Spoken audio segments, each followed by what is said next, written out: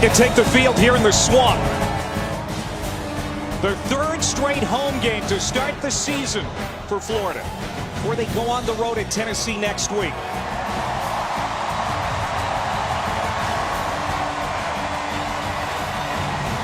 Last week's blowout of Kentucky was impressive, but Jim McElwain and company not totally satisfied. They hope to iron out a few more things tonight. They're heavy favorites over the Mean Green of North Texas. McElwain, though, insists his guys will not look ahead to the Vols. Welcome to the SEC on ESPN. Oh, yeah, we're in the swamp. It feels a little swampy here tonight. Kind of humid. Alongside Dusty Dvorak, former Sooner, I'm Clay Matvick. Through the first 2 weeks, this Florida team appears like they are going to be hard to unseat as champs in the SEC East. That defense especially looks strong. It's salty, man. I'll tell you what, NFL talent littered throughout all three levels of this Florida Gator defense. Getting after the quarterback, check. Getting pressure on every quarterback. 9 sacks so far for this Gator defense. They're relentless in their pressure they put on opposing quarterbacks. How about takeaways? They got that too. 4 last week. They're ball hawks on the back end. And I'll tell you what, the speed, the athleticism, I haven't seen a defense this talented and this good since I've been watching film all season. Yeah. Well, perhaps the player that Gators fans are most excited about is sophomore quarterback Luke Del Rio. His command of the offense last week was very impressive. It was very impressive, and it's got people very excited around here because they haven't seen gaudy offensive numbers like that since my old teammate Rex Grossman in the early 2000s. You talk about taking what the defense gives you. That's what he's doing. He's making good quality decisions with the football. Only 1 turnover so far, and you know, he obviously comes from a great pedigree. His father, the head coach there for the Oakland Raiders, Jack Del Rio, so he's got a high football IQ. You like touch on deep balls? How about this one? Big throw right here to Mr. Callaway. He's got it all. And if Luke Del Rio can be the quarterback he's been through the first couple of games, watch out for the Florida Gators in the SEC East. North Texas went 1-11 last year. But McElwain told us tonight it's not about who we're playing, it's about how we play. The opponent is faceless, Clay. Faceless. And this is an opportunity. Every time they line it up here, it's an opportunity to put what you can do on the film, to get better individually and collectively to try to achieve the lofty goals they have down here in Gainesville.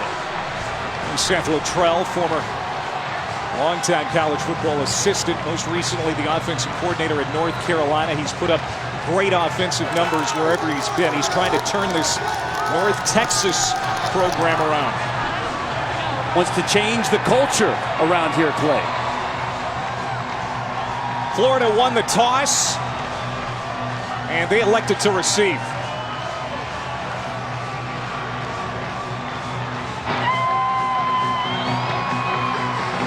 You know, these fans want to keep the momentum going. They saw so many good things last week and the week before.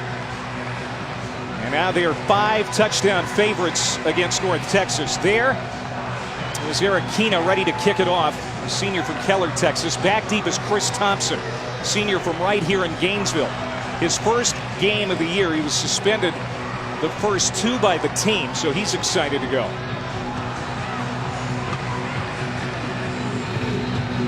Last time these teams met, 69 years ago. And the Mean Green won it. Now the rematch, we're underway in the Swamp. And Thompson elects to take a knee. And the Gators will start at the 25-yard line. Luke Del Rio, as you mentioned, Dusty, the son of Raiders head coach Jack Del Rio. 320 passing, 4 touchdowns last week, most in an SEC game since 2001. And he wants to be perfect. He's a perfectionist, the son of a coach. He hasn't been quite perfect, but boy, pretty close. Last week was fantastic, putting up numbers haven't seen since Rex Grossman all the way back in 2001.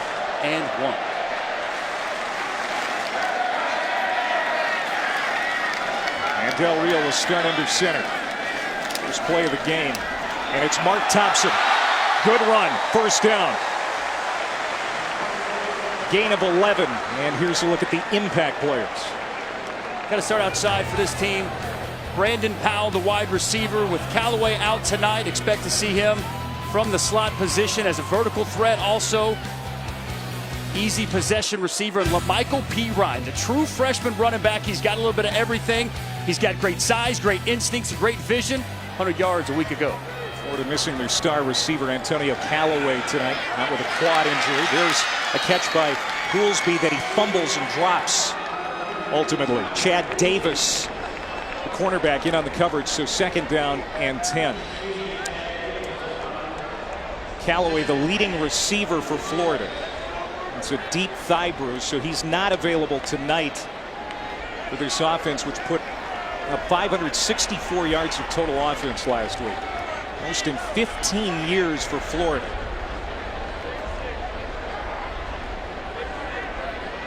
Second down and 10. Del Rio sets in the pocket, throws a deep ball. Looking for Powell, and Powell wants a penalty flag. None thrown, and it's 3rd down and long. You see the trust right there already of the quarterback and Luke Del Rio. Typically a power running team, they go empty, throw the football down the field. Got a little hand fighting going on between the defender and Powell. I think it's a no call right there. I think it's a good no call. The officials letting the guys play. On 3rd down, Florida was absolutely phenomenal. 14 of 20, 23 of 37 overall. That's 62% on the year. 3rd and 10. Del Rio has time. Now pressured a bit. Throws off his back foot, and it's incomplete.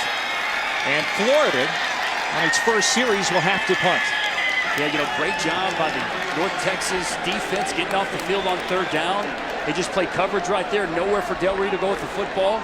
You see the pressure come late, but really got to credit that stop right there to the North Texas secondary. Nobody open for Del Rio to throw the ball. A quick 1st down to start this drive. The Florida Gators will punt team up. Johnny Townsend only had 1 punt last week in that win over Kentucky. And it's Anthony Weish back to return for the Mean Green, standing at his own 20-yard line.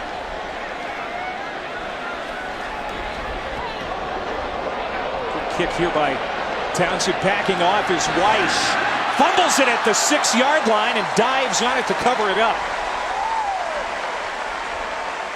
And Mason Fine in the Mean Green offense will be backed up to start.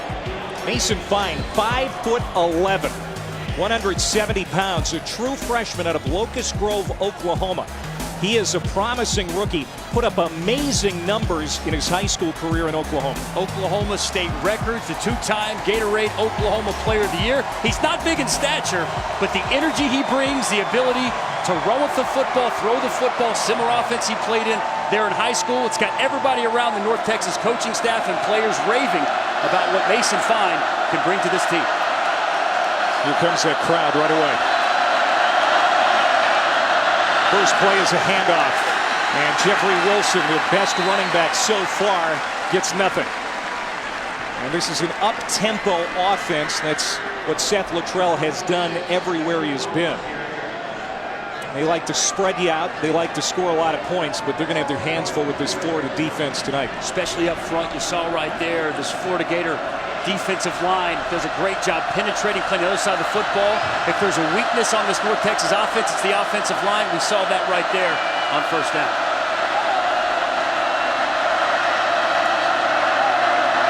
Second and 10. From the end zone, bumped is Fine, and he's down. Safety, and this is how the game starts. 2-0. Caleb Brantley and Joey Ivey combining in the end zone. You see right here, just an easy rush right there for Brantley. Gets the rip up, and he gets the sack. Not only productive so far in the first 2 games, when you watch this guy on film, the footwork, the hand placement, a Sunday player, to say the least. It's a lightning-quick defense. Wow. Not only have they allowed just 14 points in the first 2 games, Dusty, now they're scoring points. That's right, they're scoring points. They're, keeping people from getting in the end zone. We talked early, the pressure, their ability to rush the passer. As we're going to see, Brantley just does a great job. The all-22, just watch him get up the field.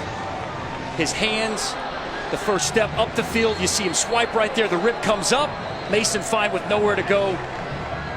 Big time play right there on second down to put points on the board for the Florida Gators. And we were talking to Jim McElwain about his defense. We were talking to Jeff Collins, the defensive coordinator, about his guys. And, you know, coaches always have something they want to clean up. The list was short, but they were looking for improvement on this side of the ball, believe it or not. Yeah, you know, there's not a whole lot to look for when you talk about this defense, but the run fits. They wanted to be more efficient. The run fits. They got out of their gaps a little bit, but when you hold both your opponents to just one touchdown and under 200 yards, there's not a lot to nitpick. Some penalties here and there as well, so it's very fine-tuning they need to do. Again, one of the best defenses you're going to see anywhere in this country. There's Collins, his second year now as the Florida defensive coordinator. Brandon Powell at the 16-yard line. Bounces off a tackler at the 27. And they will have it at the 28 when we come back. Florida leading already 2-0 here in the slaughter.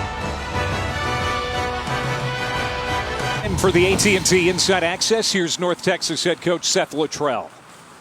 Are we the most excited to play? Going into a stadium like this, it's awesome. And here's why. Because it's a time on the road, you get to come even tighter as a unit, as a group, as a team, and feed off each other. At the end of the day, it ain't about them. It's about us, 1 week better, as a group, as a family, as a unit. And if you are, we'll have our shot. We'll have our shot.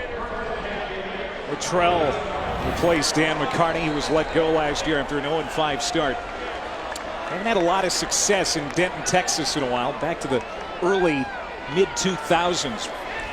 Last time they had a winning season. He's trying to work it back for the Mean Green.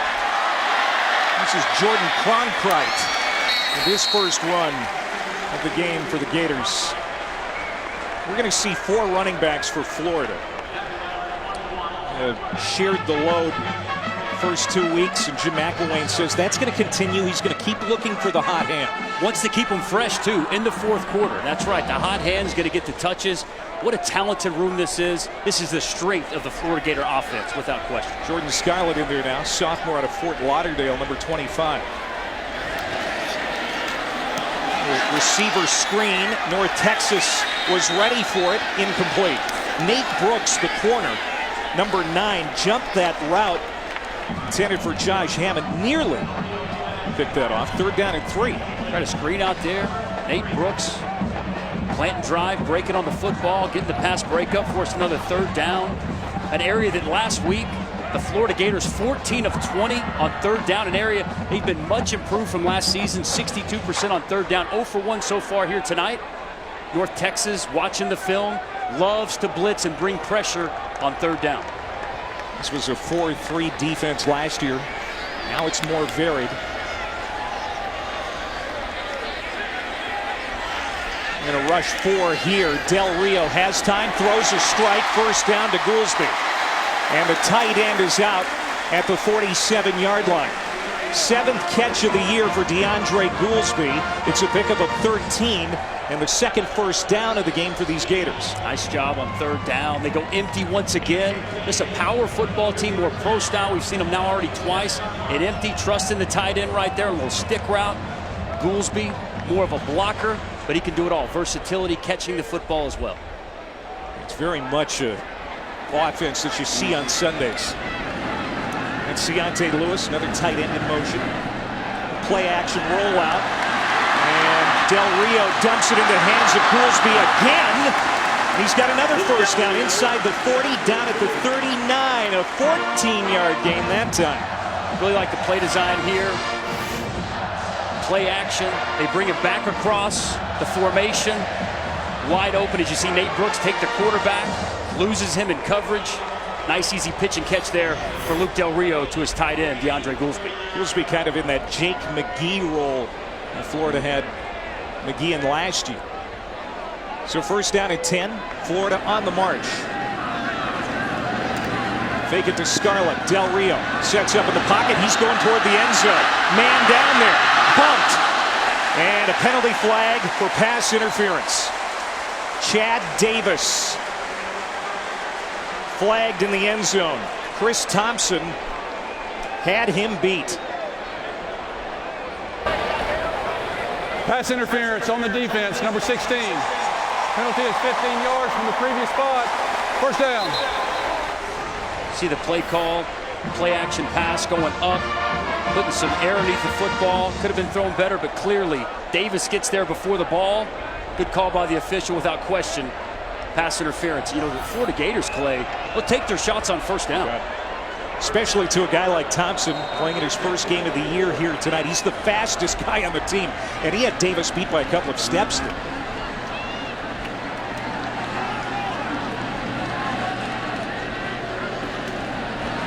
24, handoff to Scarlett. Finds room on the left side, inside the 20. First down, and he is out near the 5-yard line. Jordan Scarlett, just a sophomore, but the top returning rusher from last year. He picks up 19, goal to go for the Gators. We talked about Goolsby and his versatility. Seen with 2 catches. Watch him get out front right here. Key block to spring the run. Allows him to get to the perimeter. Scarlett with a nice pickup there on first down. Junior from Derby, Kansas, DeAndre Goolsby. Tell you what, that blocking alone will give him a look at the next level. Scarlett inching closer to that goal line, picks up a couple. You know, I really thought watching the film, Clay, Ciante Lewis being there, having both those tight ends. They love to go 1 back, 2 tight ends. Having now Ciante Lewis to go with Goolsby, I think really adds their ability to seal off the edge and pull off some big runs. The offensive line also doing its job here early on. And a penalty marker, couple penalty markers down. Prior to the snap, false start, number 68 on the offense. 5-yard penalty, second down. Rashard Desir Jones making his first career start at right guard tonight for Florida because Tyler Jordan is out for a couple of weeks with an eye injury. First penalty of the night against the Gators. Jones making his first start tonight. You can see a little bit quick on the trigger. Sure he'll get himself settled down and come into his own throughout the course of the game. Second down, a goal from the 8. This is Mark Thompson. I thought that ball nearly came out there at the end of that play. Keyshawn McClain, the free safety, credited with the stop. So now it's third down and goal here for Florida. North Texas trying to bow their back. See if they can keep him out of the end zone right here. Haven't seen him bring much pressure to this point. Got to think, heat up Luke Del Rio, apply some pressure. Something North Texas thinking about doing right here. This is the 8th play of the drive for Florida.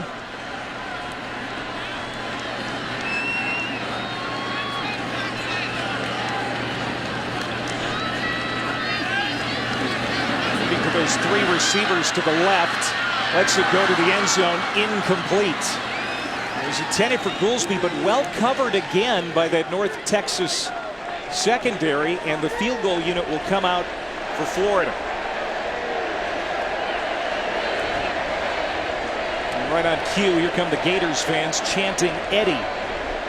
Eddie, that's for Eddie Pinheiro, the JUCO transfer with a huge leg. The crowd has fallen in love with him. He went 3 for 3 in week 1, 1 for 3 last week, including booting a 54-yarder. This is from 22. Out of the hold of Johnny Townsend. And it's 5-0 Florida. Good start in the swamp for the Gators here tonight against North Texas.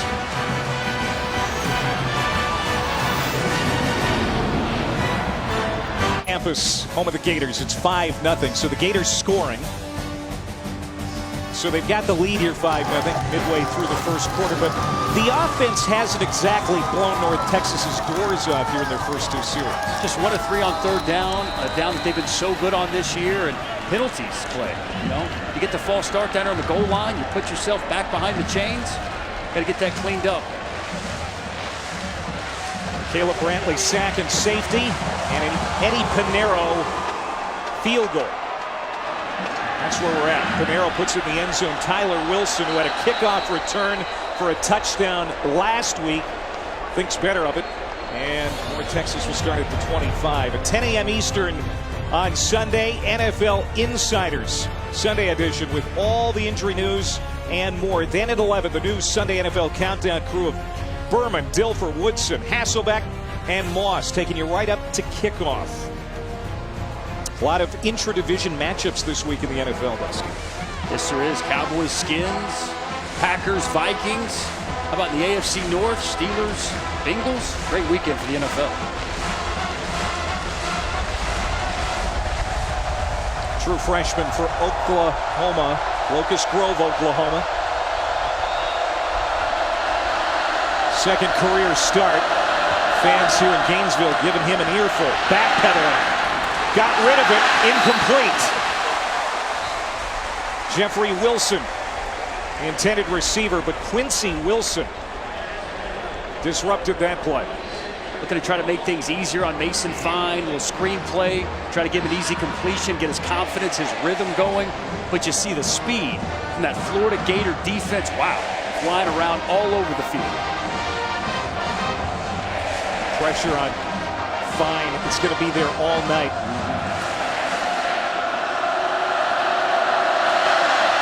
This is Wilson again.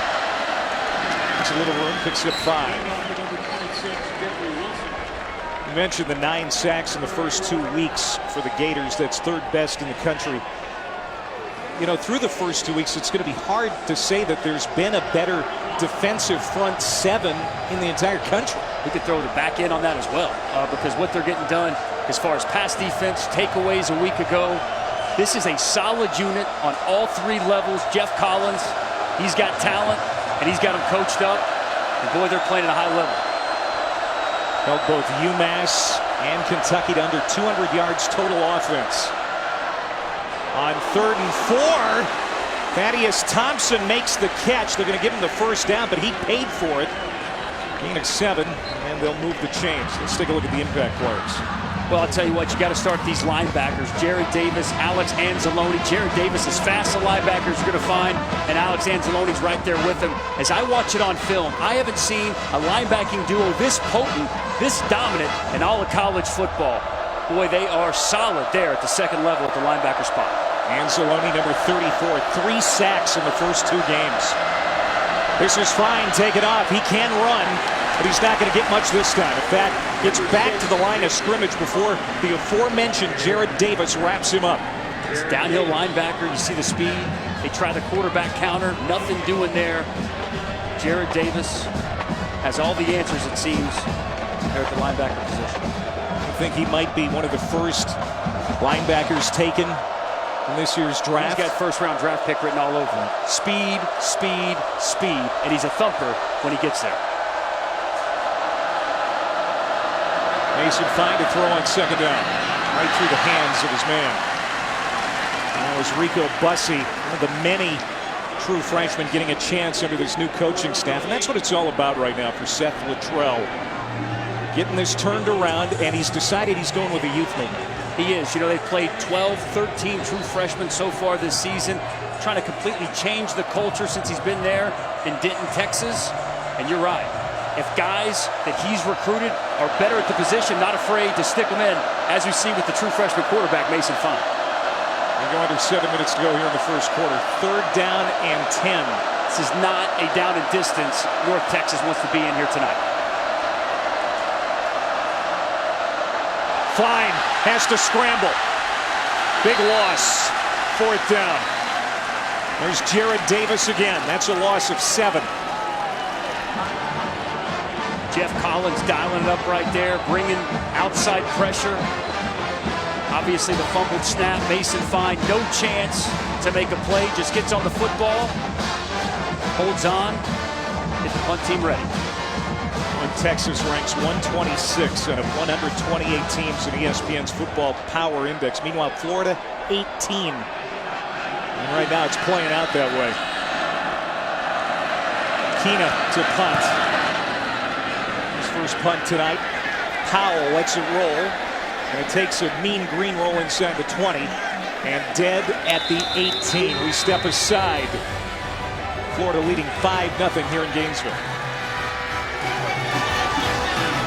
Del Rio ready to bring the Florida offense back on the field for the third time tonight. Last week's performance by him really fired up the fan base. Since Tim Tebow left 7 years ago, they've had 8 starting quarterbacks, including Del Rio.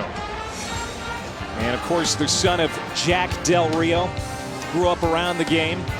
Started his career at Alabama, redshirted there in 2013, transferred to Oregon State, played sparingly in 14, then transferred here. Still has 2 years of eligibility after this one. Where's Florida's starting field position tonight? Their own 18-yard line. First touch for LaMichael Pirine coming off a big week.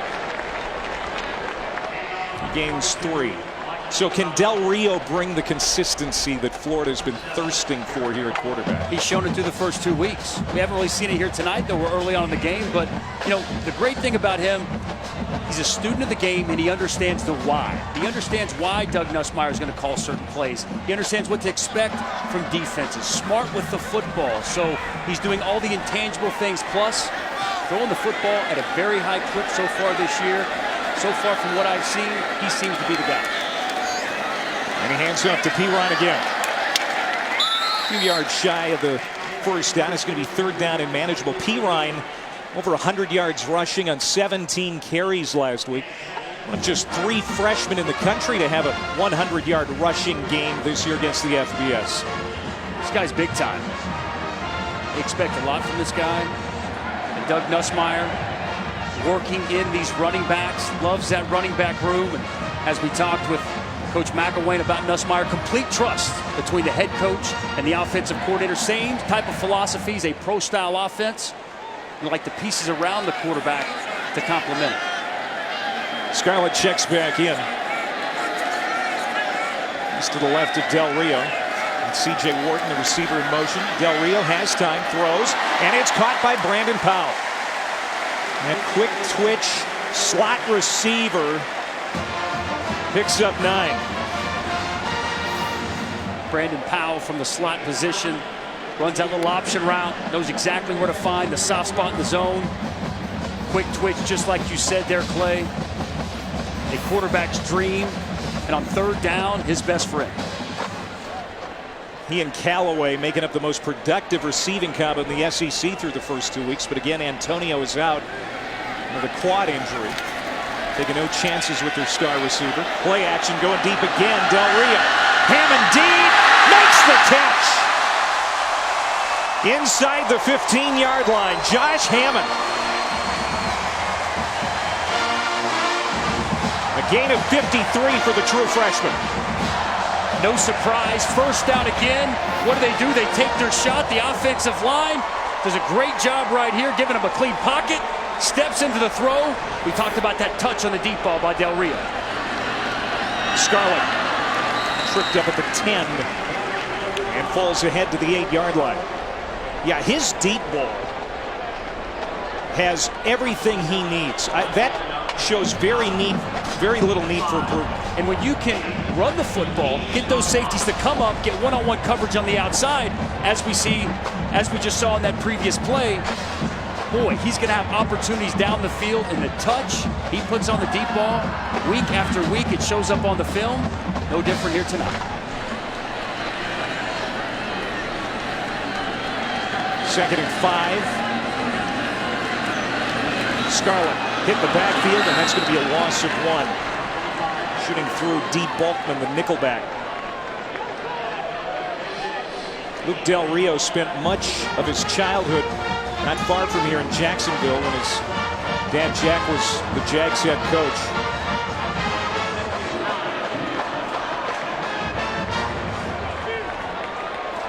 So he certainly feels like a Floridian.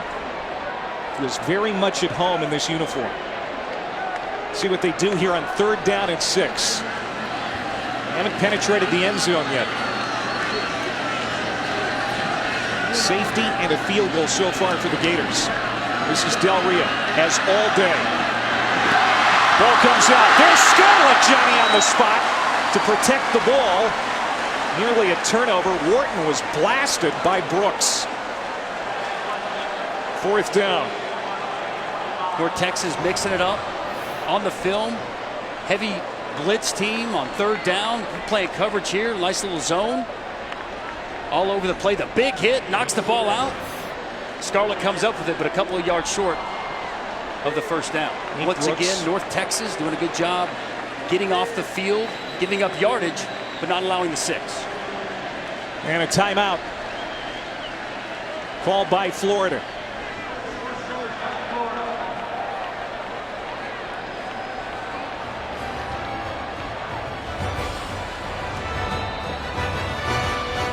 Now Jim McElwain appears ready to send the offense back out and go for it on 4th down and 2. That is Brian Cox, defensive end, who McElwain sends out there in the jumbo package. Love his motor. He say he plays 1,000 miles an hour. That's on defense, on special teams. Put him in at fullback. You name it, he'll do it. That's what's going to happen here. Florida needs the 3-yard line. Goolsby in motion. And it's Thompson. He is not going to get it. And North Texas will take over on downs. Courtney Finney, the middle linebacker, the leader of that defense, made the hit. And this has to be a little unsettling for the Gators. Talk about a confidence builder for North Texas on the other side of this. Watch Finney here in the middle. Coming downhill. 3 tackles for loss a week ago. Just reads it. Sees the gap in the offensive line. Shoots it. Makes a nice play right there at the line of scrimmage to get the North Texas defense off the field on a big 4th down stop. You see the excitement from the defenders. Let's see if that can inject some life into this North Texas offense. North Texas allowed over 500 yards per game last year. A lot of room for improvement for that side of the football under new defensive coordinator Mike Eckler. They've looked pretty good so far here tonight. Now Mason Fine. He's been chased around so far. Throws. Bad ball. Nearly intercepted. Lands incomplete. Tease Tabor, the cornerback, who's had some disciplinary issues the last few years, but you can't doubt number 31's talent. As good a man-to-man quarter as you'll find in all of college football. He's going to press you at the line. He's going to jam you, and he can turn and run with anybody. A dangerous pass right there floated by Mason Fine. That's one that teased Tabor. You do it again, good chance you're not getting the ball back if you're North Texas. Seth Luttrell trying to get something going offensively. Minus 2 yards of offense for the Mean Green. Handoff, Willie Ivory, and he doesn't get anything. As Marcus May, the strong safety, 2nd team All-SEC last year, makes the hit. It's now another 3rd down and fairly long for North Texas. No doubt Florida defensively here early on, getting it done. The offense leaving something to be desired. Heavy screen down, backed up, easy throw here for North Texas. Fine steps up, hammered. 3rd sack by the Gators here tonight. May and Jefferson combine on that one as we go under a minute to play in the quarter. And May limping a bit toward the sideline. Florida clearly trusts their guys on the outside to play man-to-man. You see a lot of blitzing tonight, bringing pressure on the true freshman, making his first road start here in the Swamp. So Florida should get good field position after this punt by Eric Kina. He's the back of his shoes up against the end line. 2nd punt for him tonight. Powell standing at the 43 of North Texas. Powell dodges a tackler, but he's spun down short of the 45-yard line. Let's check in with Brendan for the first time tonight. Hey, Clay, SEC matchup. Georgia and Missouri from Columbia. Missouri out to a 10-0 lead, but Isaiah McKenzie on the end around gets in for the touchdown. It's 10-7 Tigers right now in Columbia in the first quarter. Clay, back to you. So Georgia on upset alert. One of the 8 teams in the SEC in the top 25. We got a penalty flag. Personal foul, face mask on the kicking team. Penalty is 15 yards from the dead ball spot. First down.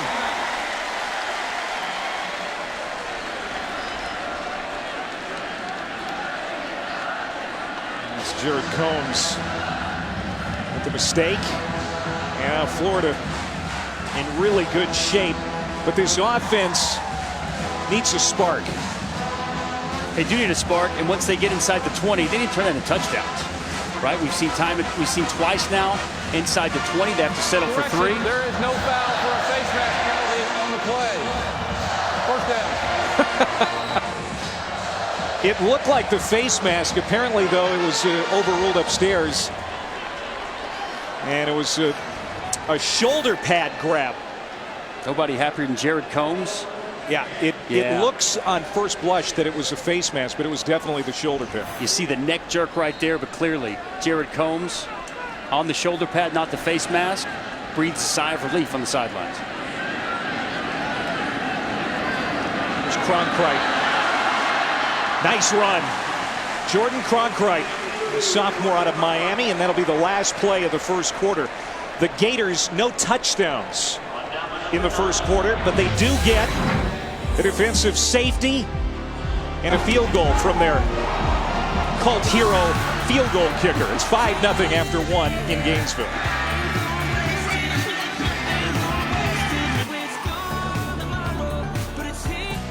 You're watching the SEC on ESPN. 3 Heisman winners in Florida. Statues outside the stadium here in Gainesville. 5-0. I don't know that this is the score we expected after 15 minutes. There's the head ball coach. Won his trophy in 1966. Not here tonight. He's watching Ohio State, Oklahoma.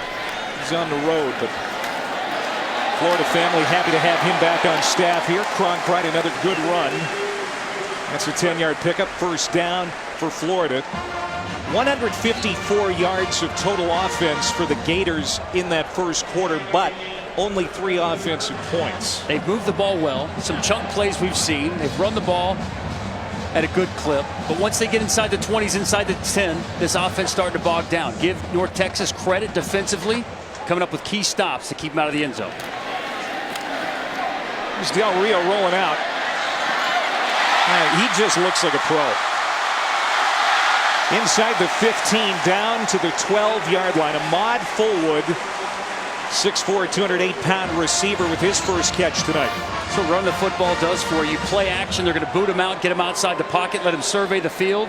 He's got Goolsby, but he waits, and he finds his target, Ahmad Fullwood, for a big pickup on first down.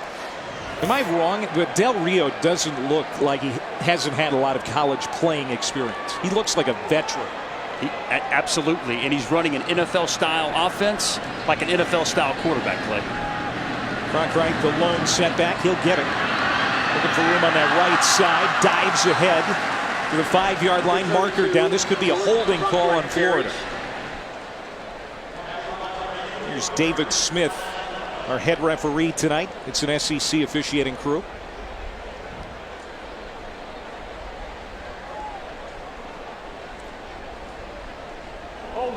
Number 80 on the offense. Penalty is 10 yards from the spot of the foul. First down. Ciante Lewis, the tight end. That's right. Love to get him involved, blocking in the run game. See right here, just outside the frame, grabbing the jersey on the outside of the shoulder pad. He keeps that hand inside to let you grab. You go outside the framework, it's going to get you a yellow hanky every time. 14 penalties in the first 2 games for Florida. One of the areas Jim McElwain has not been happy with. A little sloppy on the penalties. You wanted to see that cleaned up. So far here tonight, it's been a problem slowing this Florida Gator offense. So now they mark it back to the 21, 1st and 20. Del Rio swings it out. Cronkrite has some real estate. Got a big chunk of it back. They're going to mark him down just shy of the 5-yard line. Of the running backs, Dusty, this guy's got the best hands according to the coaches. Yes, this guy is the one. When they put him in, you got to think screen. How about the true freshman right here? Watch him get out in front Throw a block for his running back. Getting more action this week. Getting out in front. Oh, lowers the boom. That's all he needs. Give a little shove. Open up a hole for Cronkrite. Get back the yardage loss from the hole. That's Jawan Taylor, the true freshman out of Cocoa, Florida. Pop big time on film to me, Clay. I think he's got a big future. Gain of 15, second down and 4 now. Del Rio deep handoff. This is Cronkrite again, and he'll sashay in. First touchdown for the Gators tonight.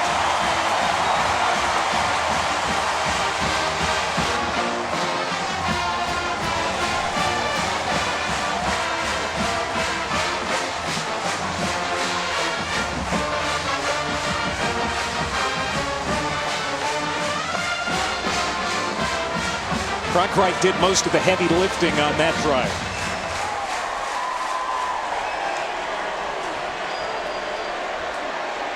And now here's Pinero with the extra point. It's 12-0 Florida. Well, as Coach McElwain told us, whoever's got the hot hand's going to get the ball off the left side. You see the blocking, the patience, the cutback. Touchdown Gators.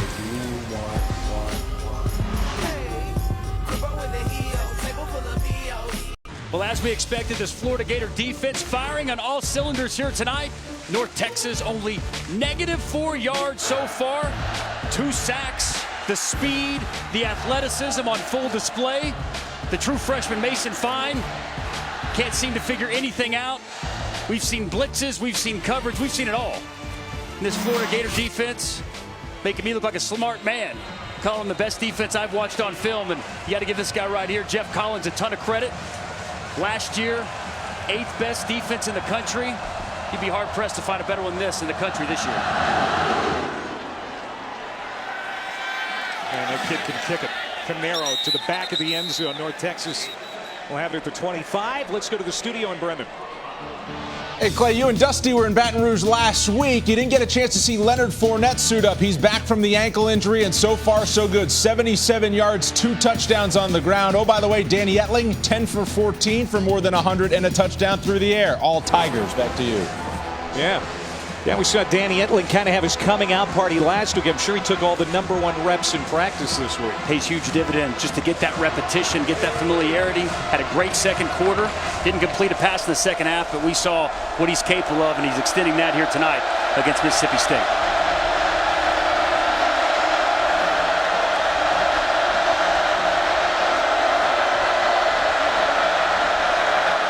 Mason Fine lobs it. Wide open man. It's Jeffrey Wilson out of the backfield. Big catch and run. Gain of 27, but there's a marker on the field.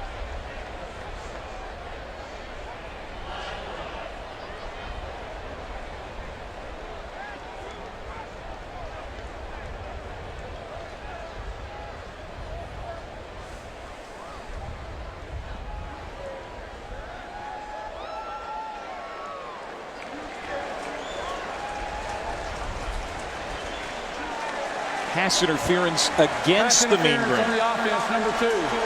Penalty is half the distance to the goal. Replay, first down. And so Kieran Rutherford, the sophomore receiver. Rutherford up here, going to get him on a pick route. Comes inside, picks a defender, hits Wilson on the wheel route. Well, Kieran Rutherford, who's 6'5", 190, looks like a basketball player. He played that like a basketball player, trying to set the pick. Yeah, he did. He tried to get away with one, but the referee wasn't having it right there. Negates a big gain. Something the North Texas offense needed desperately right there. Graham Harrell, the offensive coordinator for the Mean Green. Yeah, the same Graham Harrell from Texas Tech days. Having a tough time with his Florida defense. Willie Ivory on that run, another flag down. There's Graham, wide receivers coach at Washington State last year. Offside, defense, number 31. 5-yard penalty, replay, first down. Well, that'll help a little bit as far as North Texas is concerned, but Harrell's got a bright future as a coach in this game. Yes, he does. The new offensive coordinator here at North Texas comes from that Mike Leach tree. Loves to throw it around. Seth Littrell's got to remind him sometimes, we got to still run it. We got to play balanced. They did that last week to the tune of over 300 yards. But clearly, for the young offensive minds in college football, there for the Screaming Eagles. Well, he was fun to watch. Yeah. The Red Raiders as Put up their some big quarterback. numbers, man. Didn't seem like that long ago he was running that air raid in Lubbock. 1st and 17 for Fine. Has time, throws a nice pass, caught at the 37 by Thaddeus Thompson. And there is a sign of some traction for this offense. It's a gain of 17. Yeah, I think it's confidence for this offensive line. You see him give the quarterback time, steps up in the pocket, delivers a nice throw on time, in rhythm, finds his target, Thaddeus Thompson, right in the middle of the field for a big first down. And run it again. This is Jeffrey Wilson. Cuts it up, and another first down for the Mean Green. May and Harris combining on the tackle. And now we'll see if Mean Green pick up the tempo. This is what they want to do. They want to try to get Florida's defense on their heels and go as fast as they can. Wilson in the backfield. Spotted just shy of midfield at the 48-yard line. Here comes the rush. Fine ducked one tackle, but ultimately goes down. 3rd sack of the night for the Florida defense. This time it's Jabari Zuniga, number 92, coming through. Zuniga gets credit for the sack, but it's all about this man right here, Jared Davis, coming inside untouched. You see unscathed to the quarterback. He can't get him down. Zuniga cleans it up for another Florida Gator sack. Zuniga, a redshirt freshman out of Marietta, Georgia. That's a loss of 10 on the play. And Florida has a man down. It's Duke Dawson, their nickelback.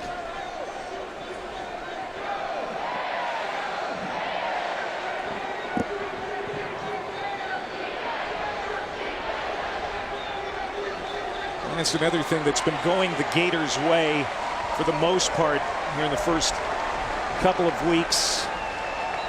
They've been able to keep the lion's share of their guys healthy.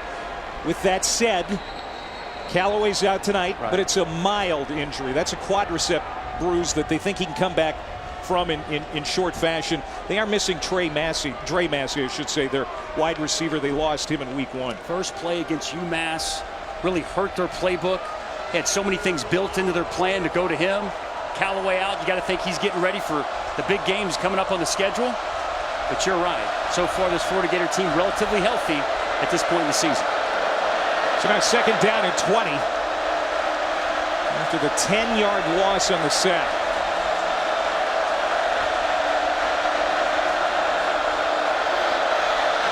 Pressure off the edge. Fine hit his receiver in the hands, but Thompson couldn't make the catch. And so now it's 3rd and 20. This is what they're missing in Dre Massey, the JUCO transfer. And they were really excited about what he was going to bring them.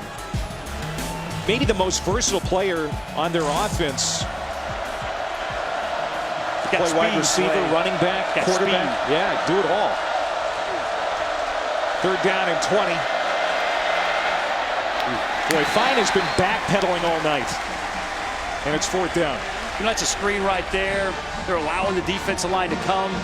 But he's got to deliver that pass on time so his running back can catch it and go. See, the offensive line allows. Taking shots all night. You know, we heard about this kid's toughness.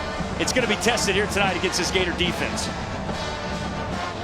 Well, North Texas got a couple of first downs on that drive, so maybe that's a sign that they're going to start to bring it together. But this Florida defense has been formidable. Already the 3rd punt for Keena. And it's a good one. Rolls out of bounds at the 9-yard line. 12-0 Gators. Let's go back to week 1, the dedication of the field here at Ben Hill Griffin Stadium. Now Steve Spurrier, Florida Field, in honor of the head ball coach. He is back on campus now, officially as an ambassador and consultant. He meets with the offensive coordinator, Doug Nussmeier, every day. He's got an office up in the football building again. Boy, is this guy happy? He's having fun or what, man? This guy loves football. Loves the Florida Gators. People around here say they have not seen him this relaxed ever. He is enjoying this stage of his life. As well he should. Yeah, he deserves it. He's been a decorated coach and player. Again, he's not here tonight. He's on the road. He's in Norman, Oklahoma. They're waiting out a delay there, weather delay. Ohio State and your Sooners. And Scarlett picks up a couple of yards alongside Dusty Dvorak, a former Sooner. I'm Clay Matvick. And Steve Spurrier. What a career.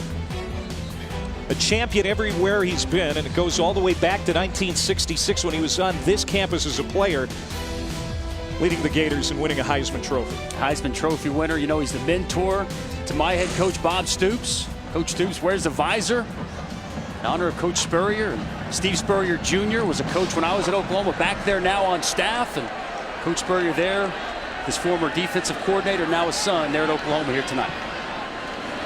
Del Rio away from center, a little play action pass to the tight end Goolsby. And he's got another Florida first down. You know, you would think that Jim McElwain and Doug Nussmeier might be a little intimidated having the head ball coach around like that. They said, absolutely not. We embrace having Steve here. It's fantastic being able to consult that mind. Absolutely. The offensive mind of Steve Spurrier. A lot of the offensive principles, spread offense we see now came from him so many years ago. And just a great football mind. Loves Florida football, loves college football in general. Love having him up there in the office on a day-to-day basis. First down at 10 after the pickup of 12.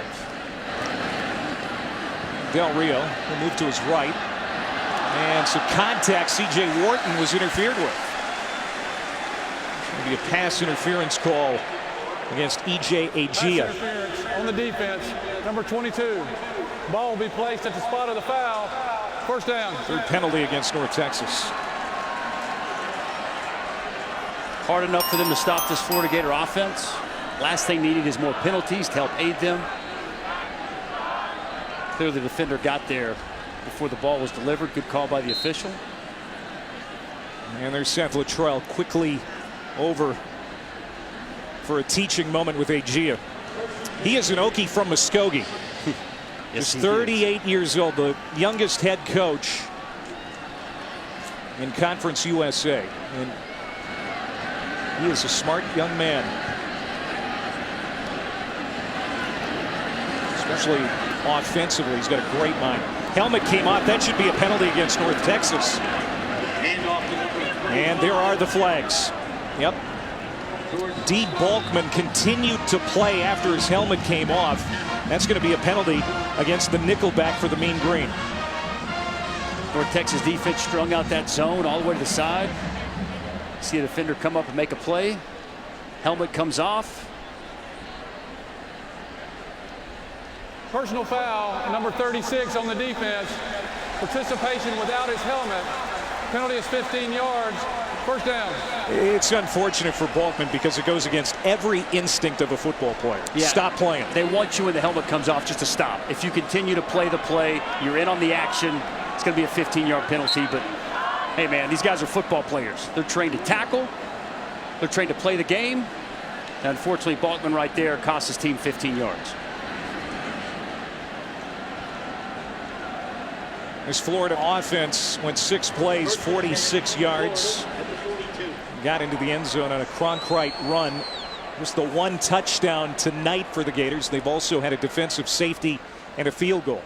Play fake. Del Rio. Now he's being chased. Going the wrong direction. Sets up again to go deep. Throws it to the sideline, out of bounds. That was a heady play by the sophomore to avoid a big loss. Decision making. This is what we talked about before the game. Smart play right there. As you see the rush come off the edge. Good clean move. Ooh, a little footwork. Stays in the pocket, just throws the ball away. It's not going to show up in the stat sheet, Clay. That's a smart heads-up football play by the quarterback, Luke Del Rio, showing off a little bit of his ability to evade the rush. Again, you talked about it, the professional approach, the veteran presence of this guy.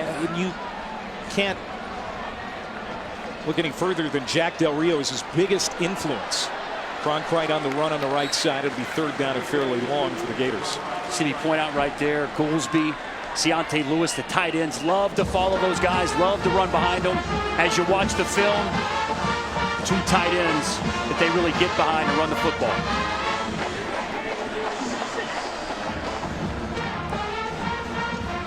Missouri catches 40 yards for Goolsby.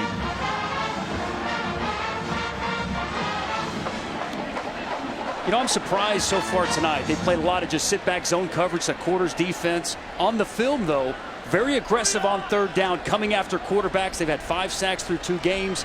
We haven't seen that aggressiveness from the North Texas defense. We'll see if we get it here on third down. Del Rio over the middle. Incomplete. Wharton wants a flag, says he was touched. None thrown, and it's 4th down. The Gators will have to punt. Fred Scott had great pressure on Del Rio. And right on cue, Mike Eckler, the defensive coordinator, he dials it up. He brings the pressure. No one's open. Good job on the back end by the North Texas secondary. The pressure gets there. North Texas off the field again on third down. Del Rio went off favoring his arm, it appeared. Let's keep an eye on that. Now the first couple of games, 62% on third down were the Gators tonight. It's 2 of 6. Second punt for Florida. And he's going to sail into the end zone. Another penalty flag down. After that 54-yard kick by Johnny Townsend. And some good things and some not so good things with this offense for Florida so far. There's no foul for holding on the play. That's the second time the officials have had the false alarm. We're going to the studio now for an update with Brendan. Thanks, Clay. South Bend, Indiana, Notre Dame hosting Michigan State. Notre Dame out to a 7-0 lead, but here's Tyler O'Connor to Donnie Corley. 38 yards. They went for 2 and got it. It's 8-7 Spartans. Back to the Swamp after a quick break.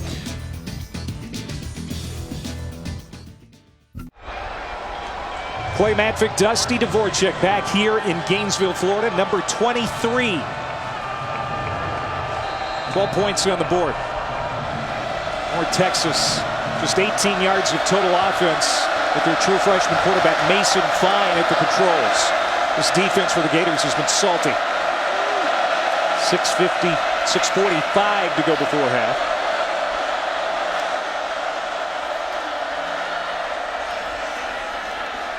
Boy, that was a telegraph play if I ever saw it. There was just no reason for the Gators to be faked out, and they weren't. You weren't the only one that thought it was telegraphed. So did the Florida Gators. Little zone read right here. And you see Jordan Sherritt wasn't having it. And the nose tackle, Joey Ivey, continues to dominate the line of scrimmage for the Gators here tonight. Fine, a proud member of the Cherokee Nation out of Oklahoma. Wants to throw on second down, but he is going to be suffocated at the 15-yard line. Ja'Kai Polite. And there's Joey Ivey again, number 91.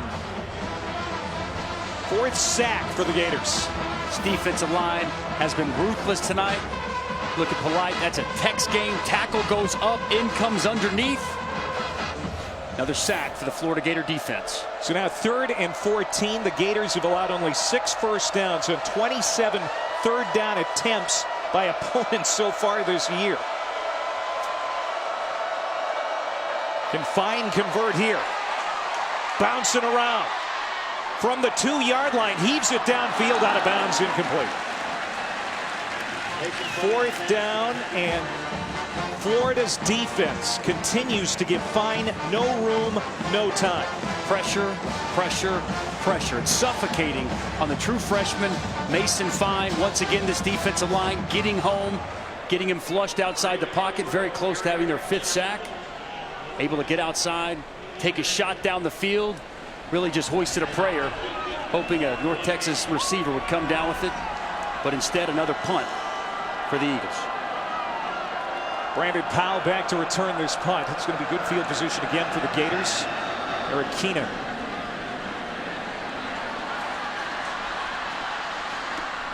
And Gators will have it at the 48-yard line when we come back after that 42-yard punt, leading 12 rip.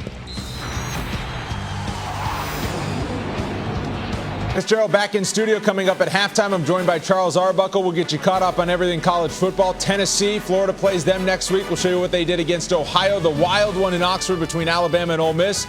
And Florida fans will probably want to see Florida State Louisville highlights one more time. Clay Dusty, we'll see you in a few minutes. You cynic, Brendan. You're absolutely right, though. Louisville, where are you going to rank them this week? Got to be a top 3 team. What an impressive win. The second worst loss in Florida State history by 43 today. Wow. Del Rio. Ooh, getting away is LaMichael Pirine. He's loose along the sideline and gets inside the 25-yard line. The true freshman, cousin of Samaje Pirine at Oklahoma. And he's had a lot of fun as a Florida Gator the last couple weeks. Expect big things out of him. You see him just hit the flats on the outside, man-to-man coverage. Makes the first defender miss. Down the sideline, just see the speed.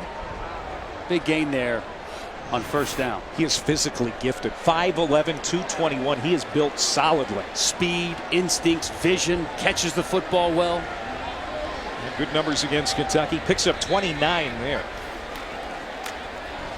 And he'll get it again. Good vision. Stays on his feet for the first down, and he is down at the 10. Pickup of 13.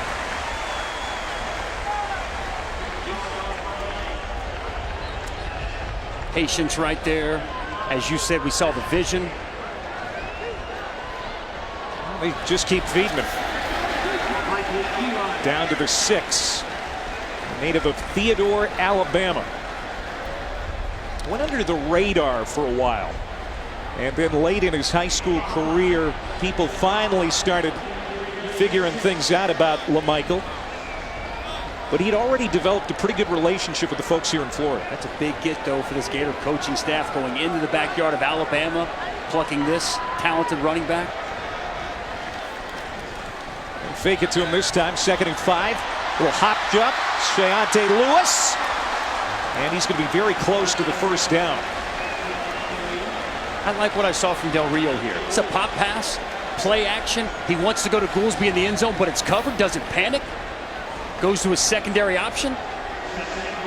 Finds Ciante Lewis there, waiting out in the flat to get the Gator close to a first down. Del Rio now 10 of 17. He's 170 through the air. And the last play is under review. I thought he might have gotten to the first down marker. I was surprised by the spot. Initially, it looked like Ciante Lewis stretched the ball closer to the 1-yard line. They've got it spotted just in front of the 2. Have to think that's what they're looking at here, Clay. Our replay official is Doug Linebarger from the SEC. There's the knee down. Where was the football at that point? That's what Doug and folks in Birmingham will be looking at. His knee down right there. And was the football touching the line to get?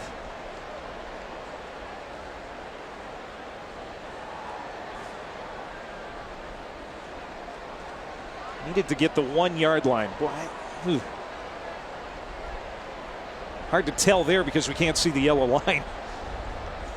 But I looked inside of the 2, though. Yeah, I think that this is going to stand the way it is. Don't know if there was conclusive evidence to change the ruling on the field.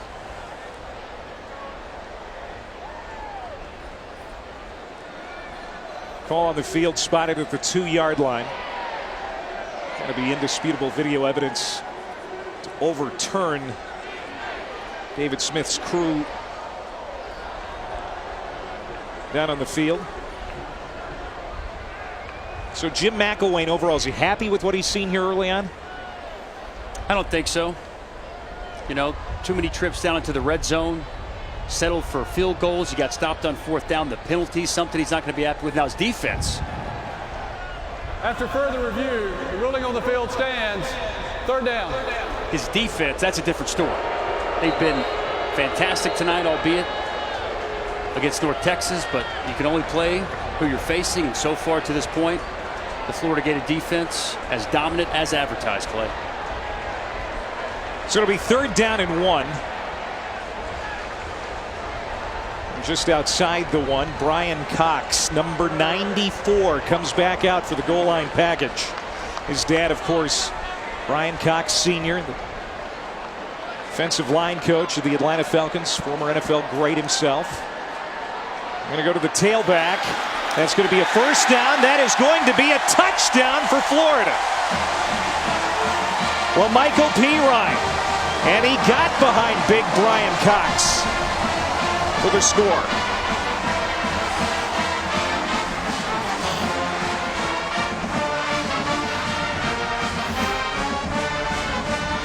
See Brian Cox getting out in front, paving the hole.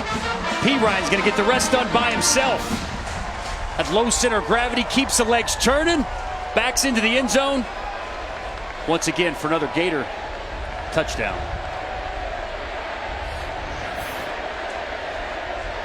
Kid's got a bright future, Clay. He's got all the tools they're looking for here in Gainesville. And Brian Cox. The previous play is under further review. Well, they're going to review it. They review every scoring play. Just going to make sure that that ball crossed the goal line. But Brian Cox shows great versatility. He's a terrific defender. And if you can do this, I got to think that makes NFL scouts just salivate. The more you can do, the more opportunities you're going to have in the National Football League. And, you know, talking to Jeff Collins, thinks this guy has a bright future in the National Football League. His effort, his energy, always going 1,000 miles an hour, and the willingness to do whatever the coaching staff asks. It's going to give him a great opportunity to find a landing spot in the National Football League. You can see number 17, Jordan Sherritt, the other defensive end, also comes out there on those goal line plays. It was ruled a touchdown on the field. Even if he doesn't break the plane clearly enough to get the first down. Right. So, worst case scenario, first down here for Florida. Do you see anything there that can overturn it? Neither did I. No. Yeah. There's David Smith. After further review, the ruling on the field stands. Touchdown. Second touchdown for the offense. There's Brian Cox. His dad had 11 stellar years as a player in the NFL. Now, pretty good coach, too. Fiery guy. Loved his passion, the way that he played. His son, no different. Here's Pinheiro. It's a 5-play, 52-yard scoring drive. 19-0, Florida with the lead. All right, so next week for Florida, they're at Tennessee. We got a big one next week, partner.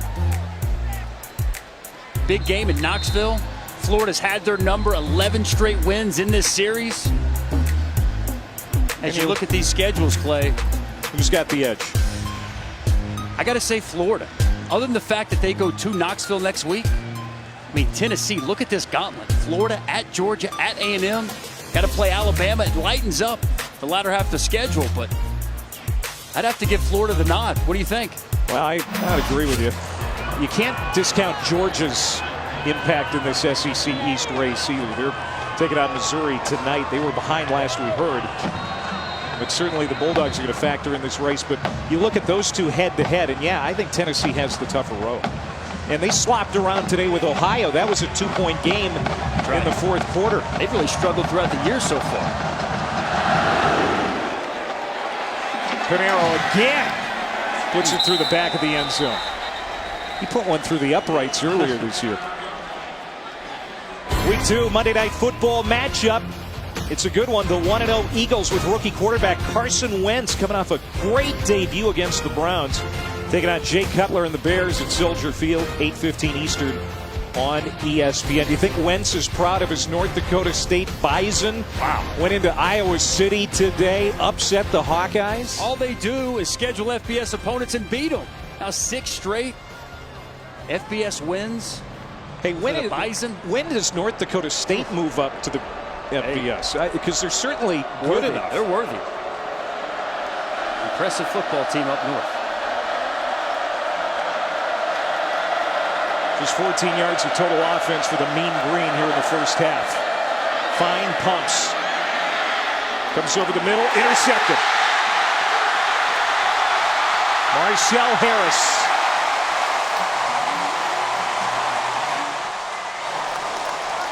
He is known as a thumper at free safety, but he's a ball hawk here. First turnover of the ball game, and it goes to the Gators junior. Mason finds first interception, faked a screen, tries to throw it to the post. Brian Cox gets the pressure and the hit on the quarterback. A throw that you can't make as a true freshman right there in the danger. And Marcel Harris steps in front of the pass and makes the true freshman pay and puts Florida in great position here inside the 20. When we were talking with Jeff Collins, the D coordinator this week, he thought the most impressive thing about his guys last week was the takeaways. 4 turnovers in the game against Kentucky. Here's their first tonight. Such a premium on taking the football away. Last week, they're great here again. Del Rio to the end zone. Incomplete. Going right for the jugular. C.J. Wharton reached out for it, couldn't get it.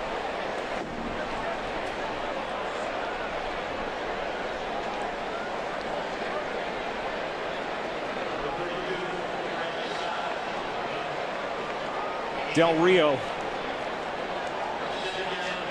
10 of 18, 169 yards through the air here in the first half. Got off to a slow start, 0-4, really picked it up ever since then. It's Brandon Powell who goes in motion. Cronkrite will get the handoff. A good run to the 9-yard line. Scarlett, Thompson, Pirine, Cronkrite. We have seen all 4 running backs. We're going to get the lion's share of the work for the Florida Gators. We might even see Mark Herndon a little bit later in this ball game. They've got a depth there that a lot of teams envy. Talent, rich room for the running backs. It's musical chairs, doesn't matter.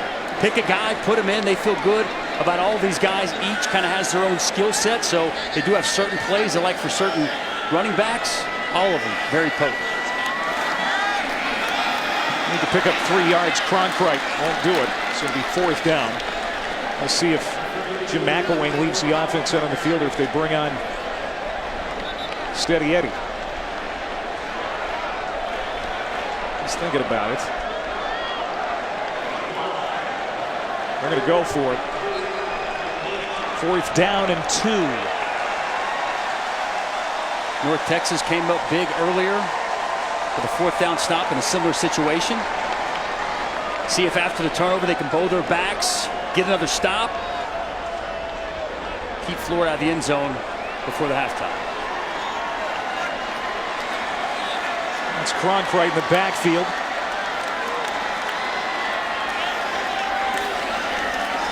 Let's fake it to him. Del Rio. Pressured. Hit. Wobbling pass toward the end zone. Tipped up in the air. And it's incomplete.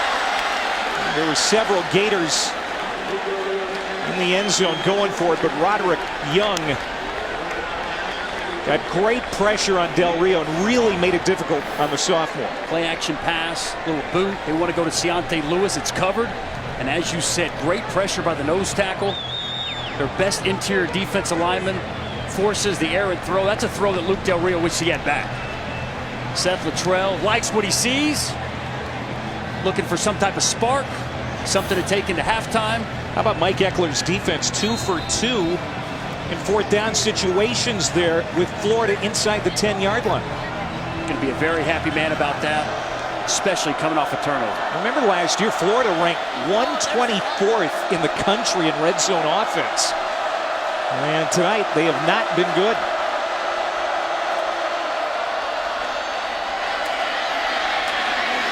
Boy, getting a pop was Jeffrey Wilson, the running back. Marcus May, the strong safety. No gain. You like football? Listen to this. Ooh. That's what Division I college football is all about, Clay. You could deliver a hit like that, right? Come on, partner. He's one of the guys that, you look at and you say, that guy's going to play in the NFL. And there's several on this defense. Yeah, I was going to say, you can look all over the place, just start pointing. Still just 14 yards of offense for North Texas. This is their 7th possession. Timeout. Mean Green. Just ahead of the play clock expiring. I'm talking to Seth Littrell coming into the week. I just want to see his team fight. When they get into the fight, when they get hit, they lay on the mat and they get up and they fight back. I think that right there, after the turnover, just shows that they're in the fight.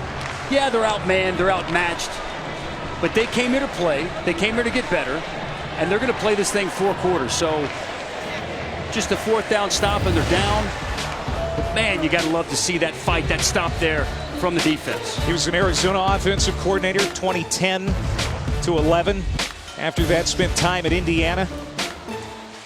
And most recently at North Carolina as the offensive coordinator. Gives a lot of credit to Larry Fedora for teaching him what he knows, but no doubt he's from that Bob Stoops coaching tree. Absolutely. Young coach, high energy, tough guy, trying to change the culture there in North Texas, getting this team to buy in. Out of the timeout, a handoff on 2nd and 10. Tucker. Pickup of a yard and a timeout called here by Florida this time. With 18 seconds to go. Well, this Florida defensive unit came into the night number 2 in the country in total defense. UMass had less than 200 yards. Kentucky had less than 200 yards. At this pace, North Texas might end up with under 100 yards. Kentucky a week ago didn't eclipse 100 yards till the final drive when Florida backups were in.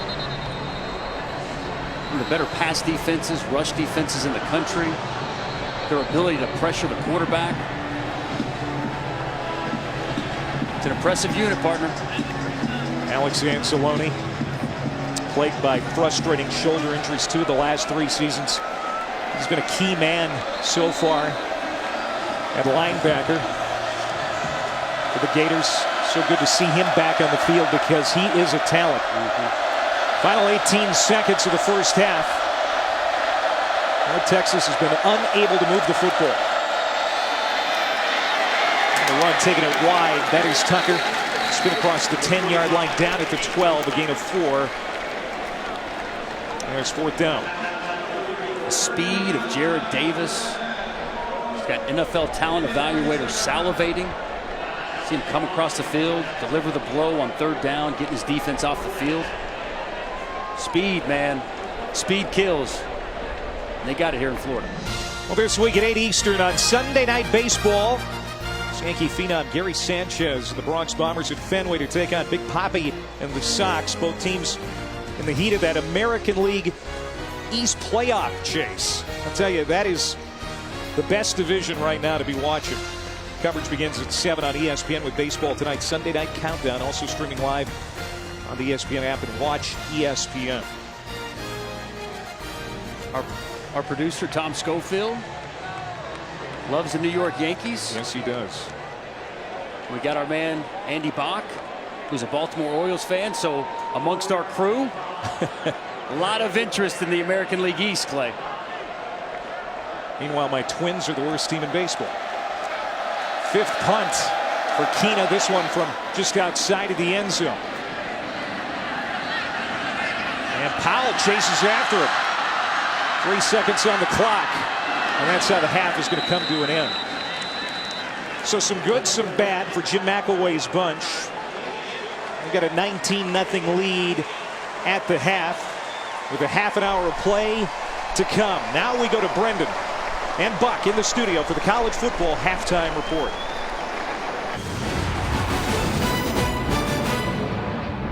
Now, we just got to execute. Relax, don't panic. I thought first quarter, too many guys were too panicked. All right, second quarter, relax a little bit, and it just got sloppy. All right, relax, play the next play, play the next play, play the next play. All right, we're going to protect, We're going to run well. We're going to move it up and down the field, all right?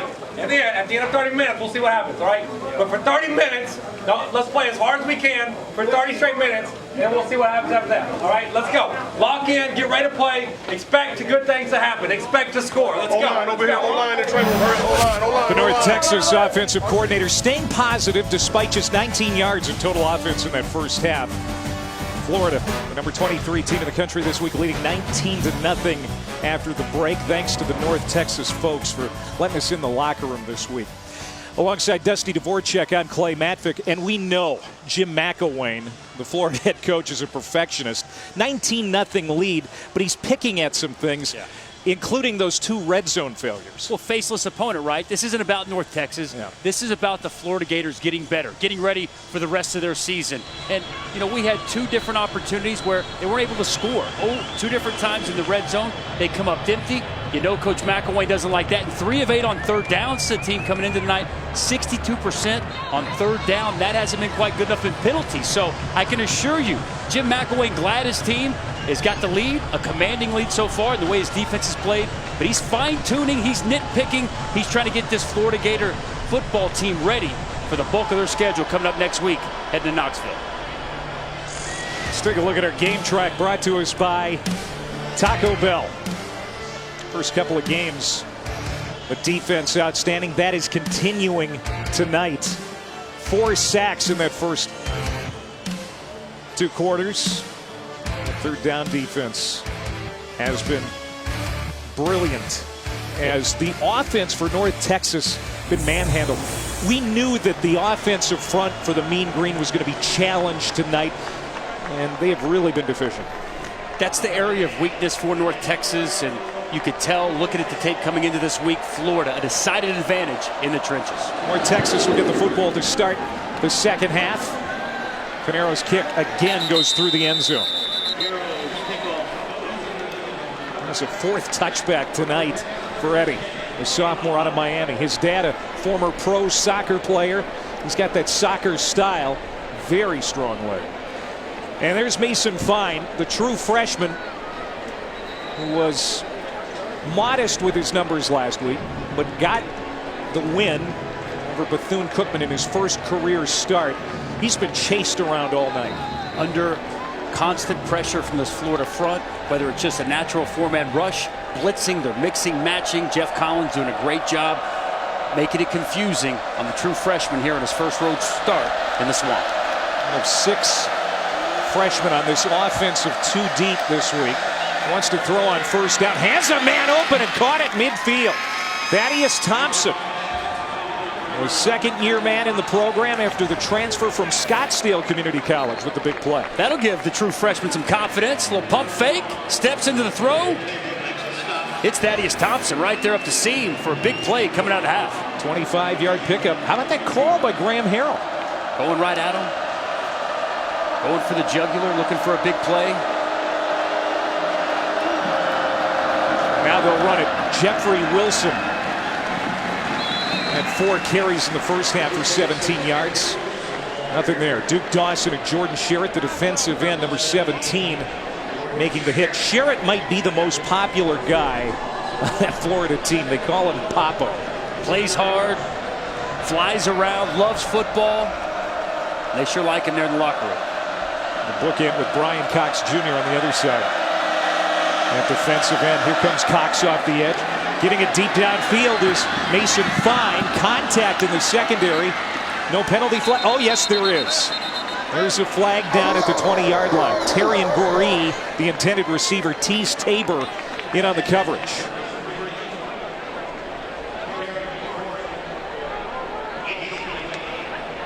Pass interference on the defense, number 31. 15-yard penalty from the previous spot. Automatic first down. You'll see Tease Tabor hand fighting coming down the sideline. Interesting that it comes from the back official, not the official right there on the sidelines, but definitely some hand fighting going back and forth. The referee felt there was enough there to throw the flag. Earlier in the game, we saw him let him play a little bit. Right there, they're going to get Tease Tabor, one of the premier corners in college football, on the pass interference. And North Texas crossing the 50 for for it feels like the first time all night.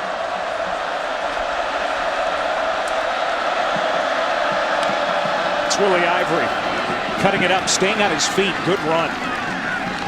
As North Texas is moving the football significantly for the first time tonight. And 2nd down and 4.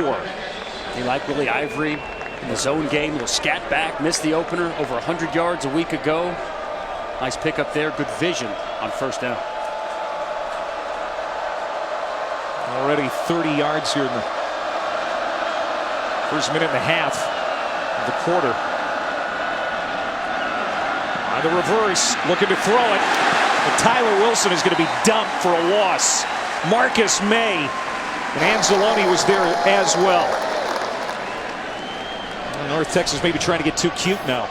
A little double reverse. I want you to take a look here at Brian Cox. It's a double reverse. They want to throw it back to the quarterback. You see Mason Fine going on the wheel. But look at the heads-up play by Brian Cox Jr. running with him, not allowing the wide receiver to throw the football down the field.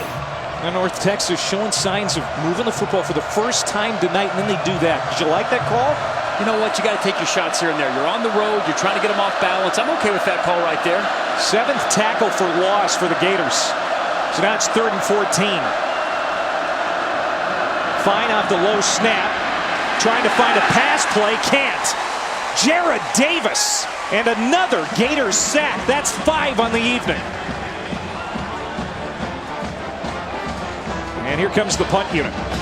3rd and 14 is not a down North Texas wants to be in. Why? Florida, they can man up outside. They can bring pressure.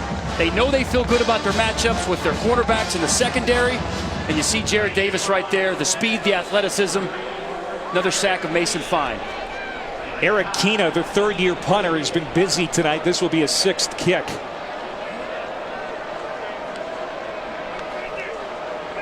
Leonard Powell inside the 10, watches it bounce to the 15.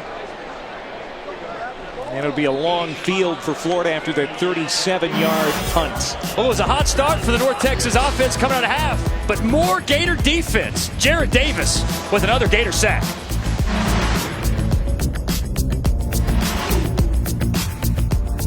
Welcome back to the SEC on ESPN. Gainesville, Florida. Dusty Dvorak and Clay Matvick. It's 19-0. 11:45 to go here in the 3rd quarter. Number 1 Alabama wanted Ole Miss tonight. We know the Crimson Tide will be number 1 in the country next week again.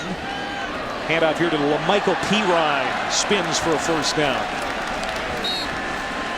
And these number 23 Florida Gators, this is really their final non-conference tune-up before a trip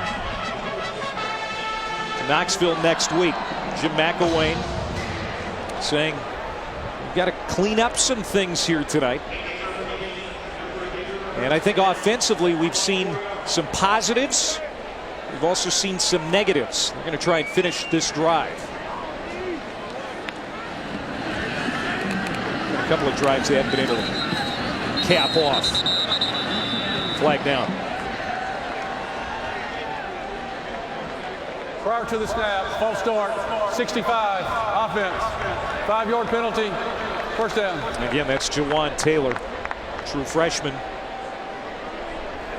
Penalty, and that's the 2nd time he's been called for a penalty tonight. And that's the other thing that Jim McElwain will address. We talked about it coming in here. 14 penalties coming into tonight. That's the 5th already.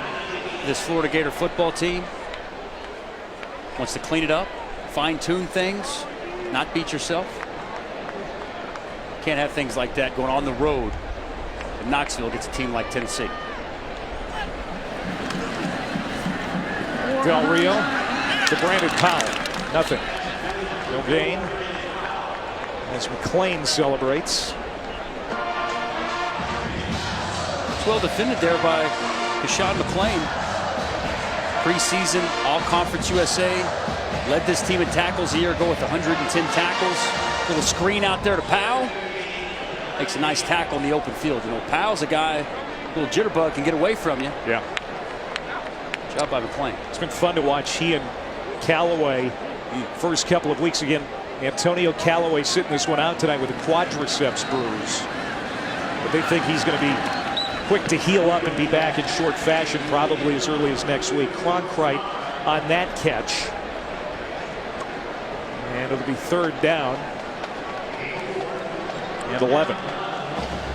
Antonio Callaway had an amazing true freshman season, led the SEC with over 19 yards per catch. Of course, that ugly offseason before being cleared of sexual assault in August. A couple of touchdowns in the first couple of weeks.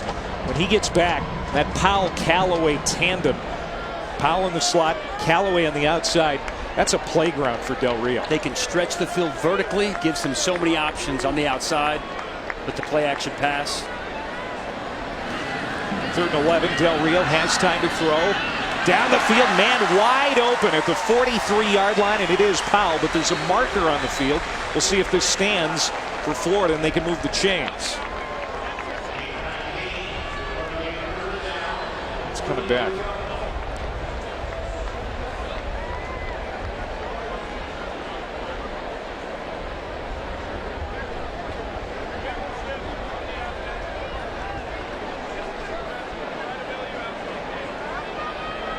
Illegal shift on the offense. Penalty is 5 yards. Replay 3rd down.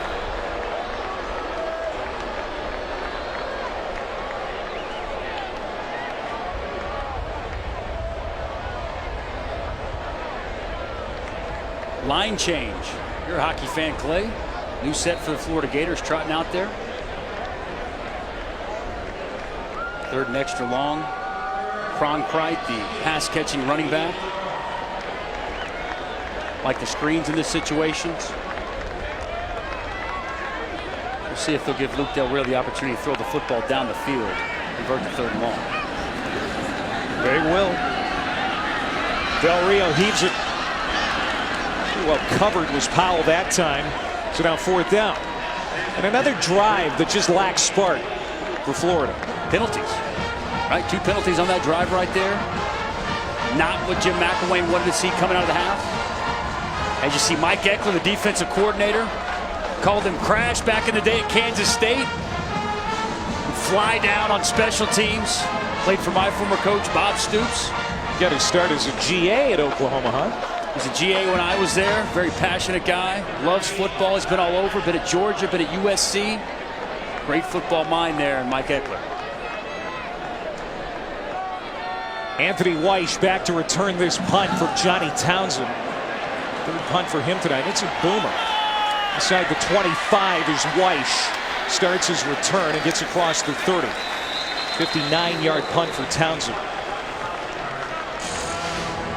Our championship drive update brought to us by Dr. Pepper. And how about Lamar Jackson? I don't think anybody that covers college football or watches it very closely will deny that this guy right now deserves to be the Heisman frontrunner. He is a Heisman frontrunner. This guy has been tremendous.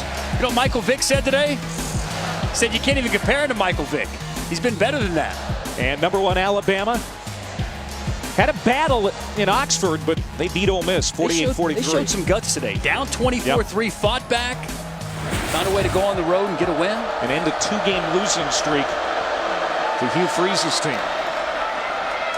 It's been a rough night offensively for the Mean Green, and Willie Ivory shows very little there on that first down carry. Taven Bryan, the defensive tackle, number 93, makes the stop. So this is a sign now that Florida is starting to get some of the reserves in at this point, because he's 3rd on the depth chart at defensive tackle. But as Jeff Collins told us, no letdown. No letdown. They expect a high standard for no matter who's on the field wearing that Florida Gator uniform. We'll see if they can pick up where the starters left off.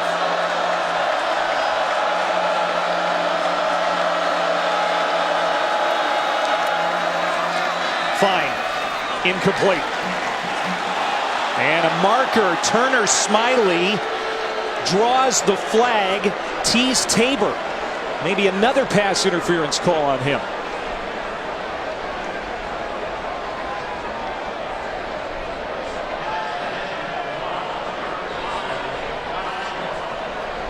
Pass interference on the defense, number 31. Ball will be placed at the spot of the foul. 1st down. Teez Tabor gets called for the pass interference second time in this half. Looked like from my vantage, the left hand comes in early. The right hand hooks him around. Guessing that's what they called. Not much contact there.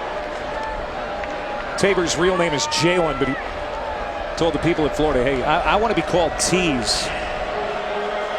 He gets another pass interference call. His teammates are going to be teasing him all week. He had an interception last week in the Kentucky win. Wow, another sack for these Bull Gators. That's 6. Zuniga with his second tonight. Just man on man, Zuniga, the right end. Just beats him with a rip move, bends the edge. The big, tall Jordan Murray, 6'9" offensive tackle, can't bend. Good job there by Zuniga, getting that rip up, bending that edge, and getting another Gator sack. Under 8 minutes to go here in the third quarter. 2nd and 19, Fine, lofts it up, well covered. Another marker! And this is going to go against Quincy Wilson. Well, North Texas has found a way to move the football, and it's through penalties. Yeah, you know, Wilson right there never gets his head back around, make a play on the football. Pass interference on the defense, number 6. Penalty is 15 yards from the previous spot. First down. Jim McElwain doesn't like it.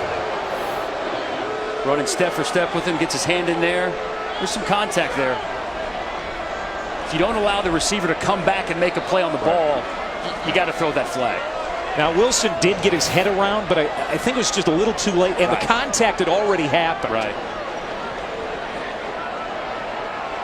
He doesn't like the call now, but I bet when he watches the film, he'll say, yeah, that was the on me. slow-mo gives him away. Right. So now first down and 10, midfield, North Texas. Getting a break, Willie Ivory in the backfield with Fine. And it is Ivory looking for room on the left side. A handful of yards for Ivory. We had 100 yards rushing against Bethune-Cookman. I mean, this team ran the ball well against Bethune last week. They've had no success tonight against Florida. Sitting Bethune-Cookman play. Yep. You are very right. Florida school nonetheless, but very different team. Oh my! What a hit by Duke Dawson. The junior out of Cross City, Florida, laying the wood. Third down. Pad popping. The SEC football coming at you right here. Snapping those hips. Nice shot there by Dawson.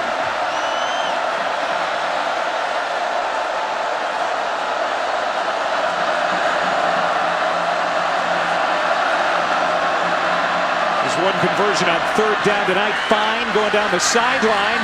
Well played by Wilson. Tipped it away from the receiver, and it's fourth down. Outstanding coverage right there by the Florida Gators. Offensive line gave Fine time. You see Wilson right there tipping the ball. And the safety, Nick Washington, capping off the wide receiver. Team defense, as good as you could draw it up if you're Jeff Collins, the defensive coordinator for Florida. Second time in Florida territory for the Mean Green tonight. The drive stalls out at the 46-yard line. And on for the 7th time is Eric Keenan. His punt return unit getting some practice tonight for Florida, that's for sure. Fielding that ball is Powell along the sideline. He'll dance ahead at the 10, and we'll step aside. 19-0 Florida here in Gainesville. Its 12th year sponsoring the Good Hands Field Goal Match. Allstate makes contributions to participating universities' general scholarship funds for each field goal and extra point kick. To date, Allstate has donated millions of dollars in scholarship money.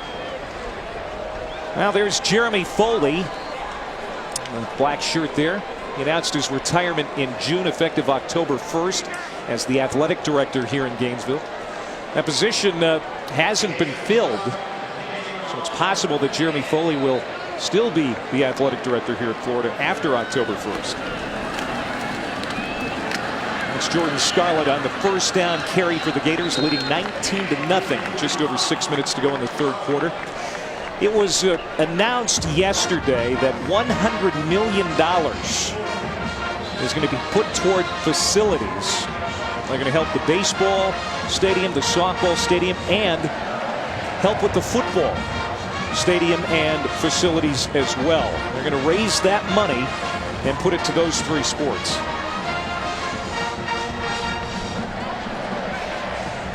I have a feeling the head ball coach will be helping with that fundraising effort now that he's back here in Gainesville. Good run for Scarlett. Jordan Scarlett moves the chains for the Gators. Shifty back, Jordan Scarlett. Zone to the left. See the vision. Nice cut right there. Just the speed getting out in the open field. Big game right there on second down. You know, Clay, you mentioned the head ball coach. I can't think of a better advocate to go out and help raise money on behalf of Florida Athletics than him. The athletic director, Mr. Foley. Gain of 22 for Scarlett. Get it again. Foley's been here for 40 years. He started as an intern in the ticket office. 25 years as the athletic director. The national championships in football and basketball and other sports. And the kids in the athletic department have done a great job in the classroom too. And that's probably going to be a legacy for Foley that's overlooked at times, but it shouldn't be. Impressive is an understatement when you look at what he's been able to do. And is a nice guy to talk to. Yeah. Really easy to discuss sports with, or anything else for that matter. We hope he enjoys his retirement whenever that starts. Oh, it's intercepted. Del Rio throws it right into the hands of Nate Brooks. First turnover tonight for Florida, and the second interception thrown this year by Luke Del Rio. Doug Nussmeier's not going to like this one. North Texas brought the blitz. Unscathed, Luke Del Rio off his back foot, doesn't step into the throw, just kind of flings it out there. Easy interception right there for Nate Brooks. Aggressive play calling there for Mike Eckler, the defensive coordinator, brought the pressure. Really the first time we've seen Luke Del Rio not look sound. That's a mistake that he should not make, and what I'm sure he's going to get scolded for over on the sidelines. So a punt and a turnover because of an interception. That's what Florida's offense has to show for their work here in the second half. Fine, awkward throw, incomplete, out of bounds. Awkward throw because Brian Cox Jr. is barreling down on him. Pressure again. This Florida Gator defensive line. You see him right here off the edge. Simple rip right there. Hits him right as he throws. You know, they told us Mason Fine was tough. Boy, after this battering and continue, what does he do? He just bounces right back up. He's showing that toughness here tonight. He's been Gator bait tonight, but he's still standing. Second down at 10. And this is Wilson up the middle. More manageable third down situation for North Texas. At the very least, they're probably in a situation now where they can attempt a field goal to try and get on the board. But I'd love to convert a third down for only the second time tonight.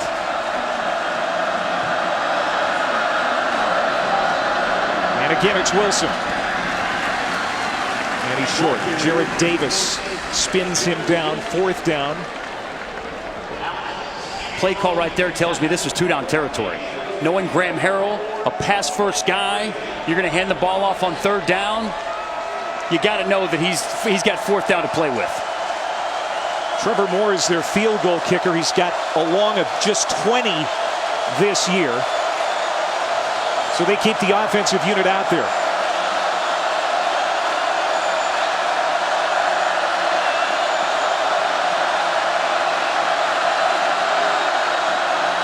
Fine, rolling to his right, under pressure, got rid of it, incomplete.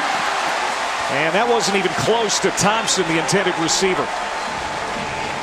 So the Florida defense, which has been razor sharp all night, gets off the field. After Texas and Cal finish up at SportsCenter at night with Lisa Kearney and John Anderson, you're going to have all the highlights from college football, the baseball playoff races, World Cup of hockey, and much, much more. SportsCenter at night tonight on ESPN. And a great week in college football in week 3 after ranked opponents going head-to-head last week. We had 1, 2, and 3 in the country on the road against ranked opponents in week 3. And, of course, number 2 Florida State got embarrassed today. Jimbo Fisher not going to be happy about that.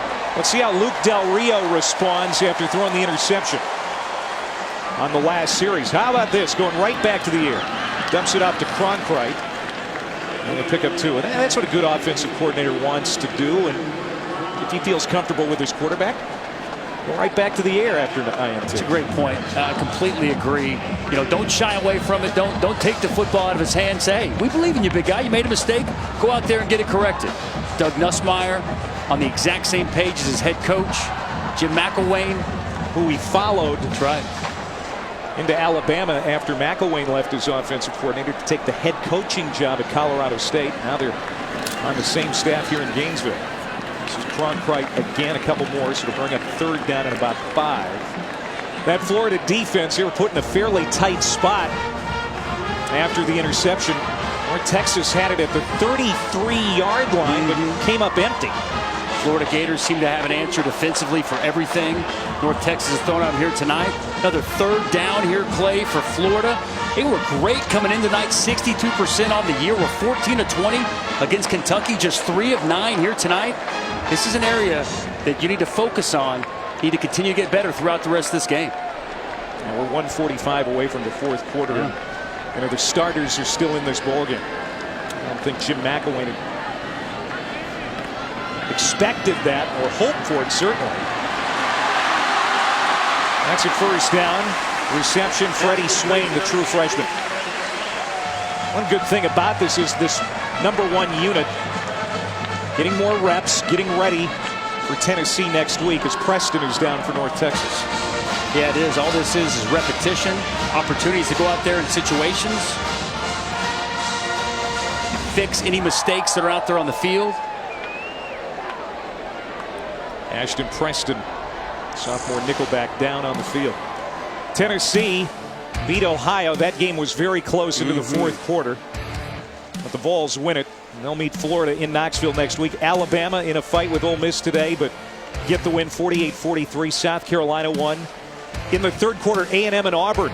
And that's an important game for both teams, especially both teams' head coaches. Kevin Sumlin, Gus Malzahn. Arkansas all over Texas State. Missouri has moved ahead of Georgia. And LSU with Danny Etling, the Purdue transfer, at quarterback now, leading Mississippi State. Cam Cameron, Les Miles had to make a change at quarterback. Brandon Harris just wasn't getting it done. Too talented a football team they have there in Baton Rouge this year not to get adequate quarterback play. I think it was the right move. We were there last week, and Brandon Harris had all his opportunities, and when Danny Etling was given the chance, he made the most of it. It sure looks and feels like that's the way they're going to go for the rest of the year. Leonard Fournette back tonight after missing last week with that ankle injury. He's pretty good. He can play football. He might get back into that Heisman race too. He's being overshadowed right now by the cat at Louisville, Lamar Jackson. Del Rio got pressure from behind, got rid of it. Pass incomplete, intended for Powell. There's a flag down in the backfield, and so is Del Rio. He got pasted. And he may have taken a low hit. Joshua Wheeler, they call him 18-Wheeler because he wears number 18. Roughing the passer on the defense, number 18. Penalty is 15 yards from the previous spot. Automatic 1st down. Wheeler had 16 sacks in junior college last year. This guy is a headhunter. He came in low, and that's the reason for the personal foul. You hope Luke Del Rio's okay. Josh Wheeler comes in. Unfortunate. Didn't look like there was anything intentional. We are looking at Del Rio. We're going to be back in a moment. Well, that's a good sign. Luke Del Rio is up, and he is putting weight on that left leg. While we were in break, there was some fireworks. Jim McElwain came out about 15 yards onto the field and started shouting at the North Texas bench. And Seth Luttrell, in response, came out about 10 or 15 yards from that sideline and was jawing right back at him. Tough, hard-nosed Okie from Muskogee, as you said earlier. Didn't appreciate the jawing. Obviously, Coach McElwain, passionate about his player being hit low. Austin Appleby has warmed up, and he will be coming into the game for Florida. Here's a look at the hit thrown by number 18, Joshua Wheeler.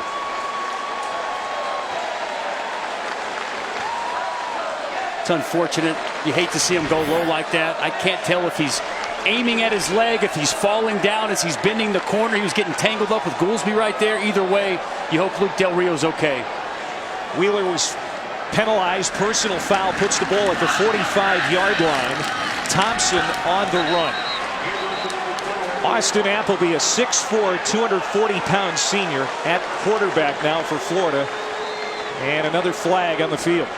And the officials better get this game under control quickly. Some jawing back and forth, tempers flaring. Personal foul seems to be coming.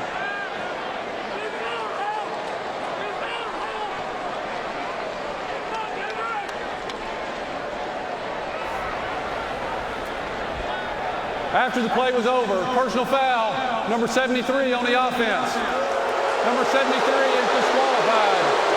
That's Martez Ivey, the highly touted recruit and left guard. And he's been thrown out. Clearly wanted to get some payback for his quarterback, who took the shot to the knee the play before. And as tough as it is, you've got to keep your calm about you. You've got to keep your head. Now Florida's without a starting offensive lineman and a backup quarterback in the game. You can understand the passion. All right, if you're wondering why Ivey's been ejected, we've got the video for you. We'll show it to you in a sec. Second down at 23. Appleby bobbles the snap, now decides to tuck and run. Joshua Wheeler, who laid the hit on Del Rio, makes the tackle. Ivey headed to the locker room. This is the reason number 73 was ejected. He threw a punch.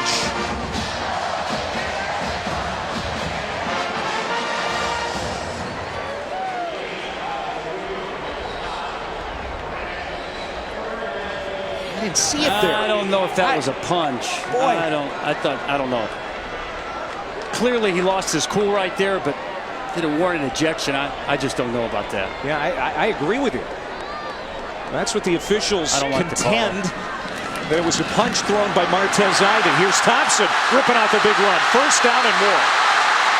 Inside the 20, down to the 17-yard line. And that is the quickest way to settle this game back down. A big play for the Florida Gators. Get back to what you do. Run the football between the tackles with your big workhorse, Mark Thompson. The big man, 6'2", 237, the junior. A 36-yard run. And that's the last play of the third quarter. Well, it's gotten even more interesting here in Florida as the Gators try and work on some things. Tempers start to flare. We'll see what happens in the fourth quarter as the game is still relatively close. To start the fourth quarter, it is still a tense atmosphere here in Gainesville. This is a better angle at number 73, and the reason that Ivey was thrown out of the game. Watch the right hand extend. He's up in the face mask. They're going to call that a punch. You can see from that angle, the last angle was out of our frame. We couldn't see it. That's what they were ejecting 73 Martez Ivey for. What preceded that play was a low hit by the outside linebacker Joshua Wheeler of North Texas on Luke Del Rio. was blasted in the left knee, was able to put some pressure on that knee going to the locker room, but he's out of the game now at quarterback for Florida. And Austin Appleby is in the game. It'll be second down coming up as we're underway here in the fourth now. It is a 19-0 lead for Florida. There have been some opportunities on offense that the Gators haven't been able to capitalize on. That's why the game is closer than it probably should be at this point. Red zone's been an issue for Florida here tonight. We'll see if Austin Appleby can get 6. Receiver screen, but they're going to whistle this play dead. Josh Hammond made the catch. A lot of penalties in that third quarter. They continue here as we start the fourth. False start on the offense, number 16. All 11 players were not set prior to the snap. 5-yard penalty, second down. Florida had 67 yards against them in penalties in the third quarter alone. That's their 10th penalty as a team tonight. Jim McElwain not going to be happy about that sloppy football here tonight. We talked about that, one of the issues coming in tonight. 14 on the season. He felt that was too much. Now 10 penalties for 92 yards as we just begin the fourth quarter. Appleby, the grad transfer from Purdue, lost the preseason tryout to Del Rio, but he's got a shot now to see what he can do. And Del Rio in the locker room. Second down and 14. Play clock ran out, but they got a timeout called just before it did. First charge timeout of the second half, Florida. We'll step aside. All right, let's go back to what happened after the late hit on Del Rio. That's McElwain. Out at the Gator hit. Yeah, he was upset with the North Texas sideline. I'm sure he's making the claim that it was intentional, going after his quarterback knee. He was letting North Texas know about it. Seth Littrell, the head coach, tough, hard-nosed guy that he is, didn't like it. Jawing back. A little bit of some interesting confrontation going on there during that timeout. And after that, Martez Ivey ejected for what the officials claimed was throwing a punch. There goes Thompson. What a run! And he hurdles a defender to get into the end zone. A 20-yard run for Mark Thompson.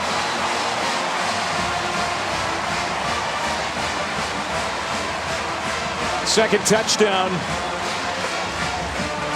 for the Gators running back. And now some breathing room for Florida.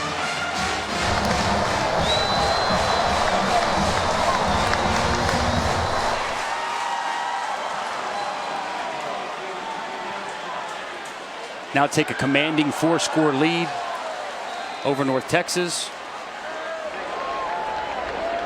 Looks like they're going to go for 2 here, Clay. They're going to go for the 2-point conversion. Austin Appleby at quarterback.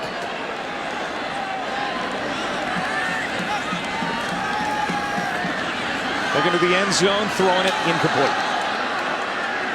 25-0 Florida. Well, Mark Thompson, we heard about him. He's physical, he's fast, got some special traits that they love. Coming off the right side right here, following Goolsby. Monster hold as he hops over the goal line into the end zone. You see it from the end zone. Look at this hold. Driving that truck through it. And Thompson hurdles over for another Gator touchdown. Mark Thompson, LaMichael Pirine, Jordan Scarlett, Jordan Cronkite. All 4 of these running backs getting involved here. But Thompson on that drive showed you the big play capability with a couple of nice runs. His second touchdown of the season, not second of the night. North Texas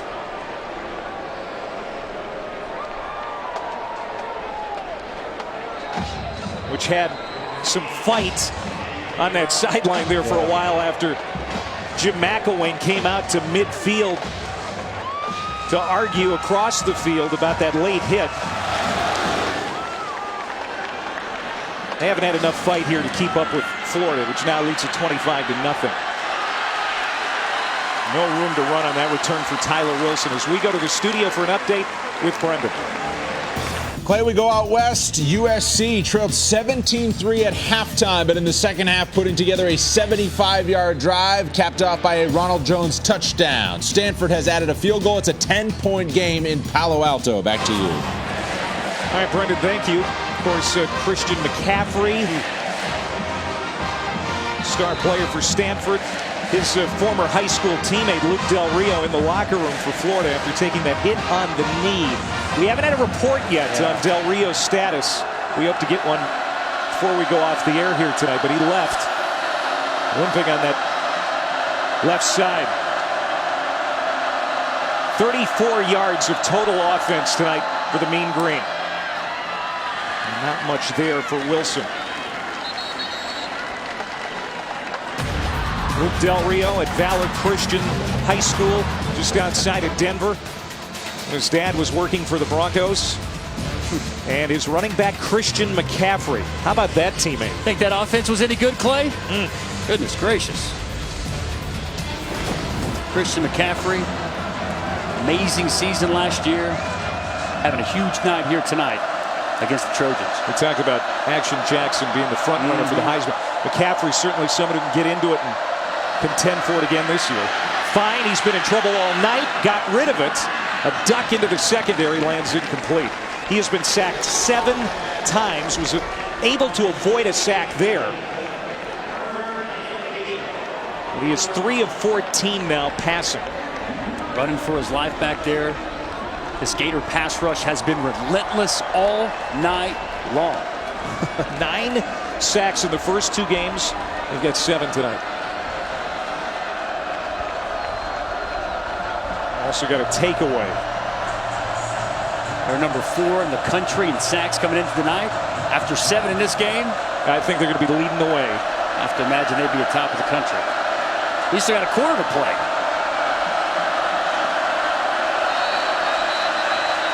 And the play clock winding down, so they have to use the timeout. We're going to take a break. A 3rd and 7 coming for North Texas. They're down 25 now here in the Swamp. Back here in Gainesville. Well underway here in the 4th quarter. With about a minute left in the 3rd quarter, Martez Ivey, the left guard for Florida, was ejected from the game for throwing a punch in the direction of Fred Scott. Now, we've heard from the SEC office that the ejection will not affect playing against Tennessee next week. That's good news for Florida. The bad news is, moments before Ivey's situation, Luke Del Rio left the game, limping off the field, hit in the left leg after a late hit by Joshua Wheeler. Will he be able to play next week? That's the question right now. 3rd down and 7. Mason Fine steps into a throw. Deep downfield. Has a man, but he's way behind him. Kieran Rutherford was the guy he was shooting for. It's the 4th 3 and out for North Texas tonight. You know, Clay, talking about Luke Del Rio, laid on the field for quite some time. The trainers went out there. You could tell they were going through all the protocols, checking all of his ligaments. Couldn't tell what they were finding. He did walk off the field with some help. And I'm sure we'll find out more as soon as this game's over on the status of Luke Del Rio. But clearly, Clay, if he's injured, he's unable to go moving forward, that completely changes this Florida Gator offense. Prior to the snap, false start. All 11 players weren't stationary prior to the snap. 5-yard penalty, 4th down. Now, you've had a couple of knee injuries in your time. Please reset the game clock to 12 minutes. Just because he put some pressure on that knee walking out the field, does that necessarily mean that he's free and clear of any potential knee injury? It means nothing. I've torn both ACLs. One I walked off the field, one I could not. As a matter of fact, my second one, I was playing for the Chicago Bears. Hurt my knee, jogged off the field, went back in the next series, and felt the instability. And then come to find out the next week when I get the MRI, the ACL's torn. Had to have surgery in the next couple of weeks. This is Brandon Powell. He's been busy on punt return tonight. He hasn't broken one for a big return yet, but he does get it into North Texas territory. Let's go back to the low hit from Joshua Wheeler, the outside linebacker, on Luke Del Rio. Watch that left knee. See Wheeler turn the corner. Oh, I don't like that. Turns the corner, tries to hit the quarterback. Obviously a point of emphasis to stay off the quarterback's legs to help prevent things like that from happening. Pretty good numbers for Del Rio before the injury. And remember, throw the pick. 0 for 4 start too, so really picked it up after that. And here's the thing. I think Coach McElwain, some bad blood from across the sideline with Coach Seth Littrell, so I wouldn't expect to see anything but starters, but also for Austin Appleby, if he has to go next week, great opportunity with the starters to get some reps. Thompson.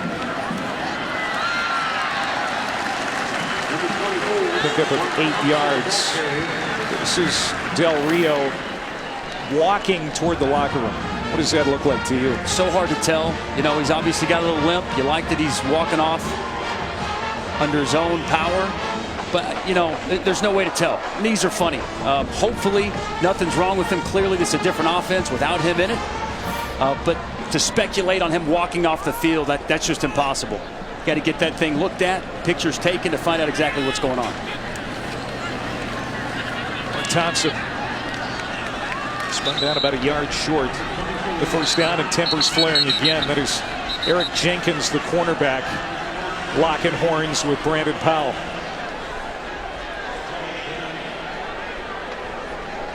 Fortunately, no penalty flags thrown. Yeah, I think that's the reason that Florida went for 2. It was kind of a stick in the cage to Seth Littrell from Jim McElwain. They clearly, it seems like they feel that there was some intent there. When I watch it, I don't think that there was intent. Either way, it's a terrible situation, and we all just hope Luke Del Rio is going to be healthy and able to play moving forward. 78 offense, 5-yard penalty, 3rd down. David Sharp, the left tackle. He's the most veteran offensive lineman. 13 starts. Even he's getting penalties. That's the one area that Coach McElwain can go back and look at this and say, we're not good enough here. Do you think we're going to go to Knoxville and win with penalties like that? Definitely some things you look at this film and get cleaned up before you take the road trip next week. 8th penalty this half for Florida. It's now 3rd down and 6.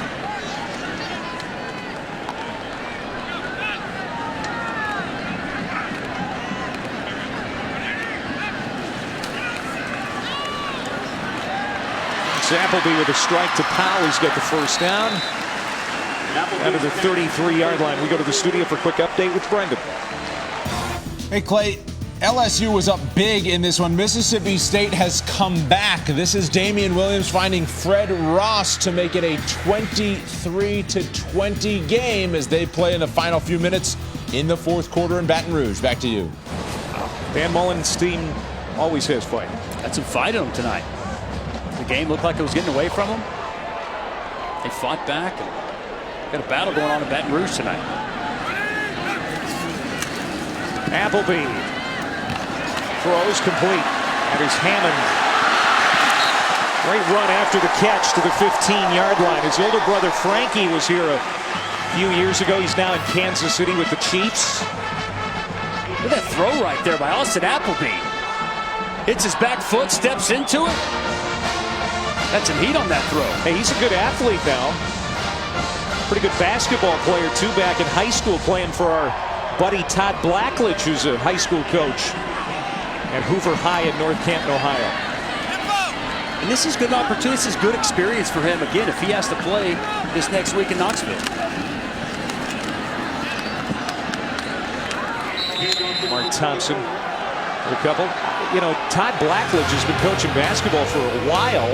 You think of him as a great former football player at Penn State and a terrific analyst on ESPN, but he's been coaching hoops for some time now. Coach Blackledge.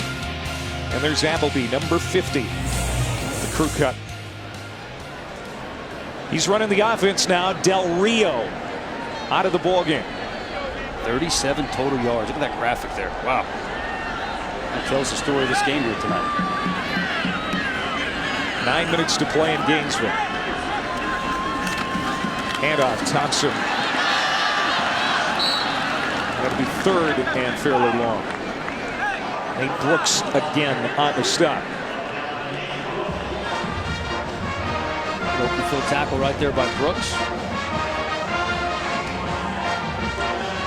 Well, again, we haven't heard definitively what the injury is to Luke Del Rio. We know it didn't look good. We also saw him walking off. But like you said, playing the majority of this quarter can only be good for Austin Appleby if he does have to start next week in Knoxville, Tennessee.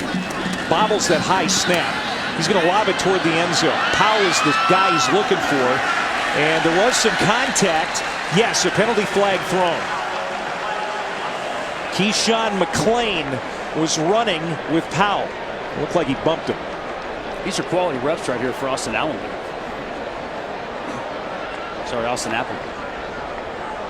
Play with the starters, get a feel, get into a rhythm.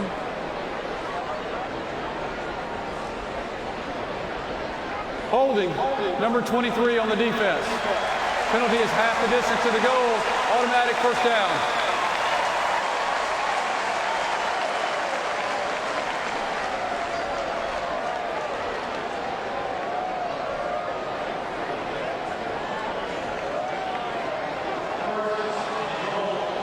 North Texas has shown some fight here tonight. They have. You know, the defense, I thought, really at times has played well. Just offensively, unable to get anything going whatsoever. The suffocating defense of Florida held them in check all night. First down and goal. Appleby hands off. That's Scarlett down to the 1-yard line. Seth Luttrell replaced Dan McCarney. Let go last year after a bad start. The last guy to have any sustained success with the program in Denton was Daryl Dickey. He had 3 straight winning seasons from 02 to 04. But they've got a bright young coach who's obviously got some fire. We've seen that here tonight. And he's close to home. He's from Muskogee, Oklahoma, less than 4 hours from Denton. He feels like it's a great spot for him and his family. And he's determined to get that turned around. I know this area well. My family's from Denton, Texas. I grew up right up the road from North Texas, right there in the Dallas Metro. A lot of good secondary, third level type kids right there in the Metro that he's going to be able to try to get in recruiting. Scarlett falls ahead for a touchdown as Florida tacks on 6 more.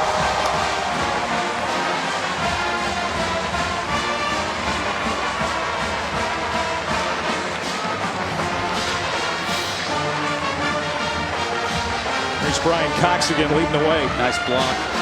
Brian Cox, the Swiss Army knife. He can do a little bit of everything with his football team.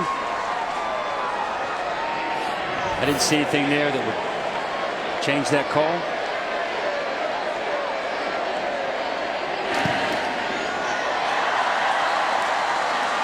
It's the longest drive time-wise tonight for Florida, over 5 minutes. 32-0 Gators. Kickoff week 2, your NFL Sunday. With us right here on ESPN at 10 a.m. Eastern, NFL Insiders Sunday edition. Then at 11, the new Sunday NFL Countdown. Crew of Berman, Dilfer, Woodson, Hasselbeck, and Moss. Very entertaining. As always, both shows available. ESPN app and watch ESPN. 32-0 Florida over North Texas. And we go to the studio for an update from Brendan. Hey Clay, Auburn and Texas A&M from Jordan-Hare Stadium, 22-10 Aggies, and then Travion Williams breaks off a big one, 89 yards, and the Aggies lead 29-10 on the road at Auburn in the 4th quarter. Back to you. Wow. It's been tough sledding for Auburn. Yes, it has. In SEC games, especially in the last couple of years. No question. Gus Malzahn, Kevin Sumlin both seem to be on the hot seat coming into the year. I think the story there, though, is as much A&M as anything. Trevor Knight, former Oklahoma quarterback. I didn't think he would be able to get it going the way that he has there in College Station. Congrats to him. This is Jeffrey Wilson, and he's been hit for another loss. 6-yard loss as David Reese, backup linebacker, makes the stop. Well, the running backs for Florida have been terrific tonight. Jim McElwain was saying, you know, I'm not worried about these guys sharing carries. He had Mark Ingram, Trent Richardson, Eddie Lacy sharing touches in 2010 at Alabama. All 4 running backs, Scarlett, Thompson, Perine, Cronkrite, have touchdowns rushing tonight. 238 yards on the ground. Give the big uglies up front, the tight ends. Deontay Lewis, DeAndre Goolsby doing a great job blocking tonight. But man, what a talented running back room they have at the University of Florida. And as you mentioned, Clay, Coach feels like they all deserve touches. And he's going to go with the hot hand at times. They have packages for these guys individually. But what he really likes is that come the fourth quarter, all these guys are fresh because they spread the football around so well. Florida has averaged over 6 yards per carry tonight.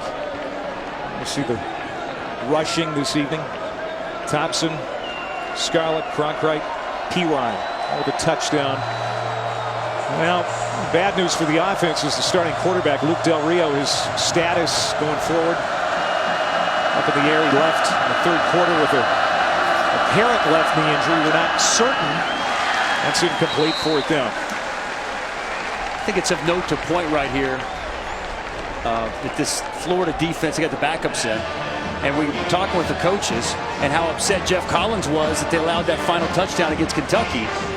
And he told us, even the starters all week in practice were putting it on the backups, telling them, if you guys get an opportunity, you better not let us down. You see him right there, get a quick 3 and out. No letdown by what was mainly backup Florida Gator defenders there on that drive. They're forcing the 9th punt for North Texas this evening. Freddie Swain back to return this punt. And it's going to roll out of bounds near the 20. 5 3 and outs for North Texas. Florida will have it back. About 5.5 to go here in Gainesville. Well, all these backs for the Florida Gators getting involved tonight. Not just touches, getting into the end zone. All 4 backs, each scoring a touchdown here tonight. Variety of ways, getting it done. You see right here, a hurdle over the top. Watch this cut right here by Cronkrite. Finding a way to get in the end zone. Big night tonight for the Florida Gator running backs. We expected it. Coaches told us they'd all get touches and get involved. All of them with a touchdown apiece here tonight. Austin Appleby came in early in the 4th quarter. In relief of Luke Del Rio, who left with an injury. Here's Perine on the run.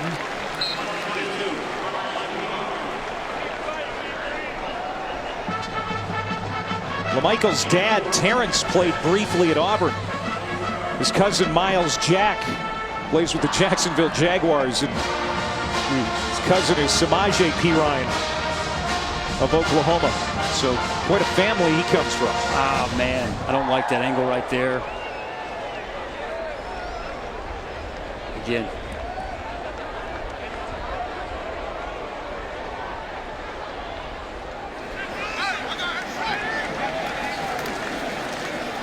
Perine, 1st down.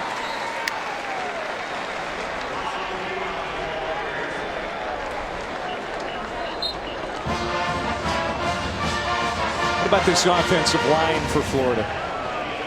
Oh, played really well tonight. Obviously, they're out without Tyler Jordan, who I thought was the best of the interior offensive linemen.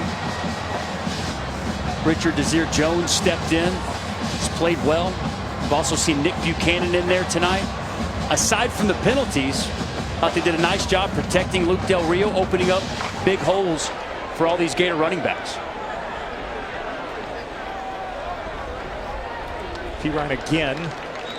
You know, this isn't nearly the most dominating performance compared to the one we saw last week for the Florida Gators. With that said, they'll be 3-0 going into Knoxville next week. They should get Antonio Callaway, their biggest threat on the outside at receiver, back from that bruised quad. I think the biggest question, though, is, where's Luke Del Rio going to be at? And they still have some things to clean up because Jim McElwain is not going to be very happy with certain things, especially the penalties. Red zone offense, penalties, and 3rd down tonight has not been as good as it was the first couple of games. 3 areas clearly Florida can improve, need to improve before they head to Knoxville next week. Incomplete. Appleby took a hit. Kyrie Muhammad leveled him.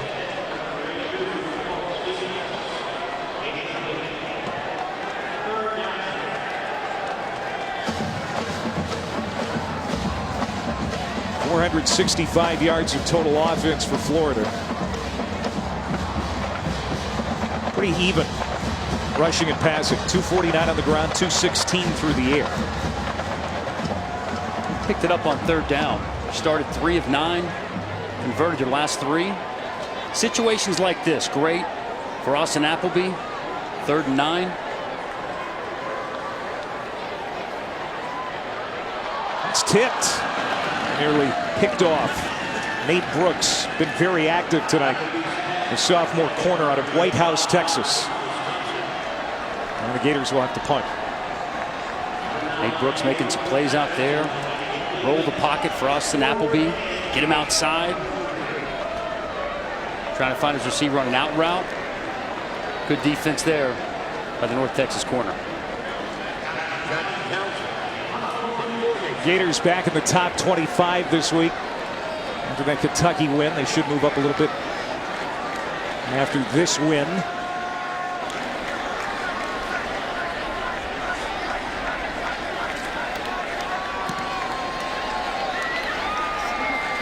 Anthony Weish, 25 to the 30, and hit at the 35-yard line of force back. 51-yard punt. Decent return for Weish. 3 minutes to go on the clock. Still chatty down there, and even the punter is getting involved in the back and forth. Some bad blood out there on Steve Spurrier Field. We've seen the emotions flare between the coaches, between the players. And again, I just want to make sure, and I agree with you. I just want to make sure everybody knows. We looked at that hit by Wheeler. We didn't think that it was egregious. I didn't think it was. I didn't think it was intentional. I didn't feel that he was trying to take the quarterback out. He's turning the edge, kind of gets tangled with the tight end, Goolsby. Unfortunately, as I can tell you, having torn both of my ACLs, sometimes injuries are part of this game. It's unfortunate when it happens. And again, as we've been saying all night, the hope is that Luke Del Rio is going to be okay. He's going to be able to play.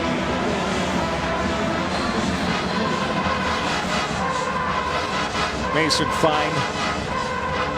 He's had a tough time running this offense, but the true freshman, they're high on him. They're going to continue to let him run this offense. They took the red shirt off of him in the 4th quarter of week 1. Fires it out into the flat, and that's Kenny Byers. Moved to wide receiver from defensive back in the offseason. You know, Mason Fine's opening drive when he comes in, leads them on a touchdown, really got that team to buy in. They feel that that quarterback is going to lead them to big things there in Denton, Texas. And while it seems like he's taking lumps here tonight, he is taking lumps here. That doesn't seem like it. Been running for his life. Definitely a learning process here tonight. An evening that after the ice bath, he'll be able to take a lot from this and be a better player because of it.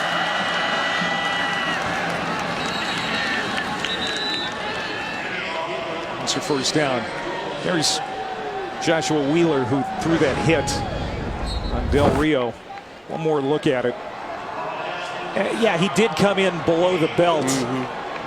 I don't think he was targeting that area of Del Rio's body. He was falling down going into it. Is that what you saw? That's what I saw. But you know, I'm not in that guy's head. Maybe I'm giving him the benefit of the doubt. Either way, it's an unfortunate incident. We know how McElwain thought about it as Fine takes a shot in and out of the hands of Bussey.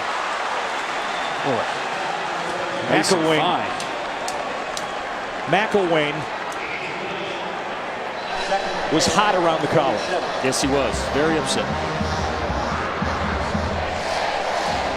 There's going to be a handshake potentially at midfield here in a bit. What do you think is going to be said between the two? Few words, I would imagine. I can't imagine they're going to have a whole lot to say to one another.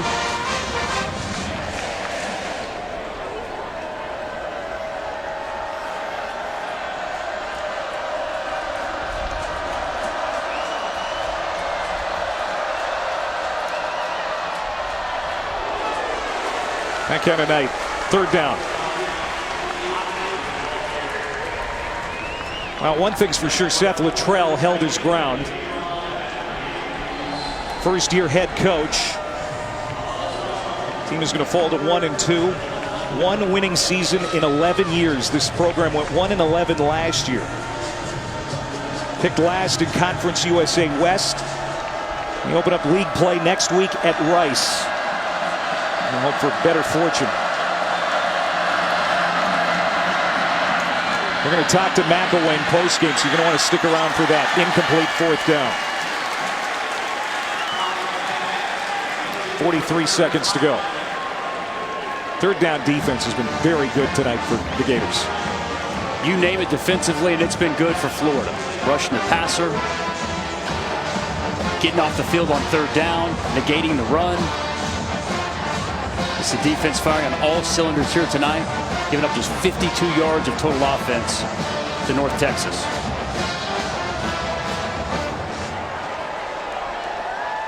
No reason not to go for it here on 4th and 10.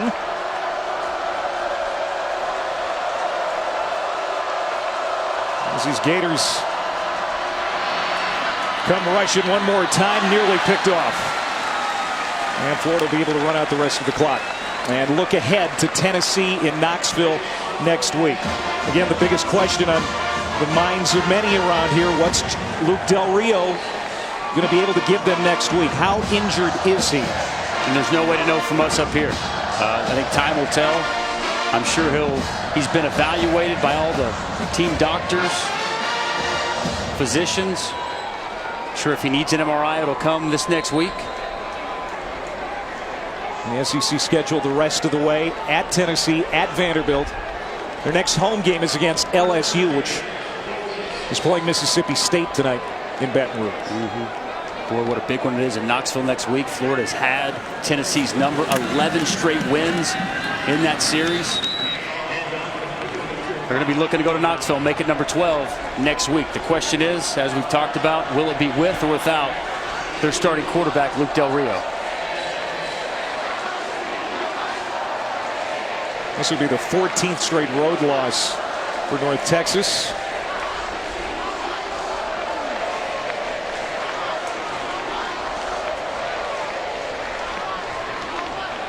.470 yards of total offense tonight for the Florida Gators. And now this ought to be interesting. Seth Littrell coming to midfield. Jim McElwain making his way in that direction.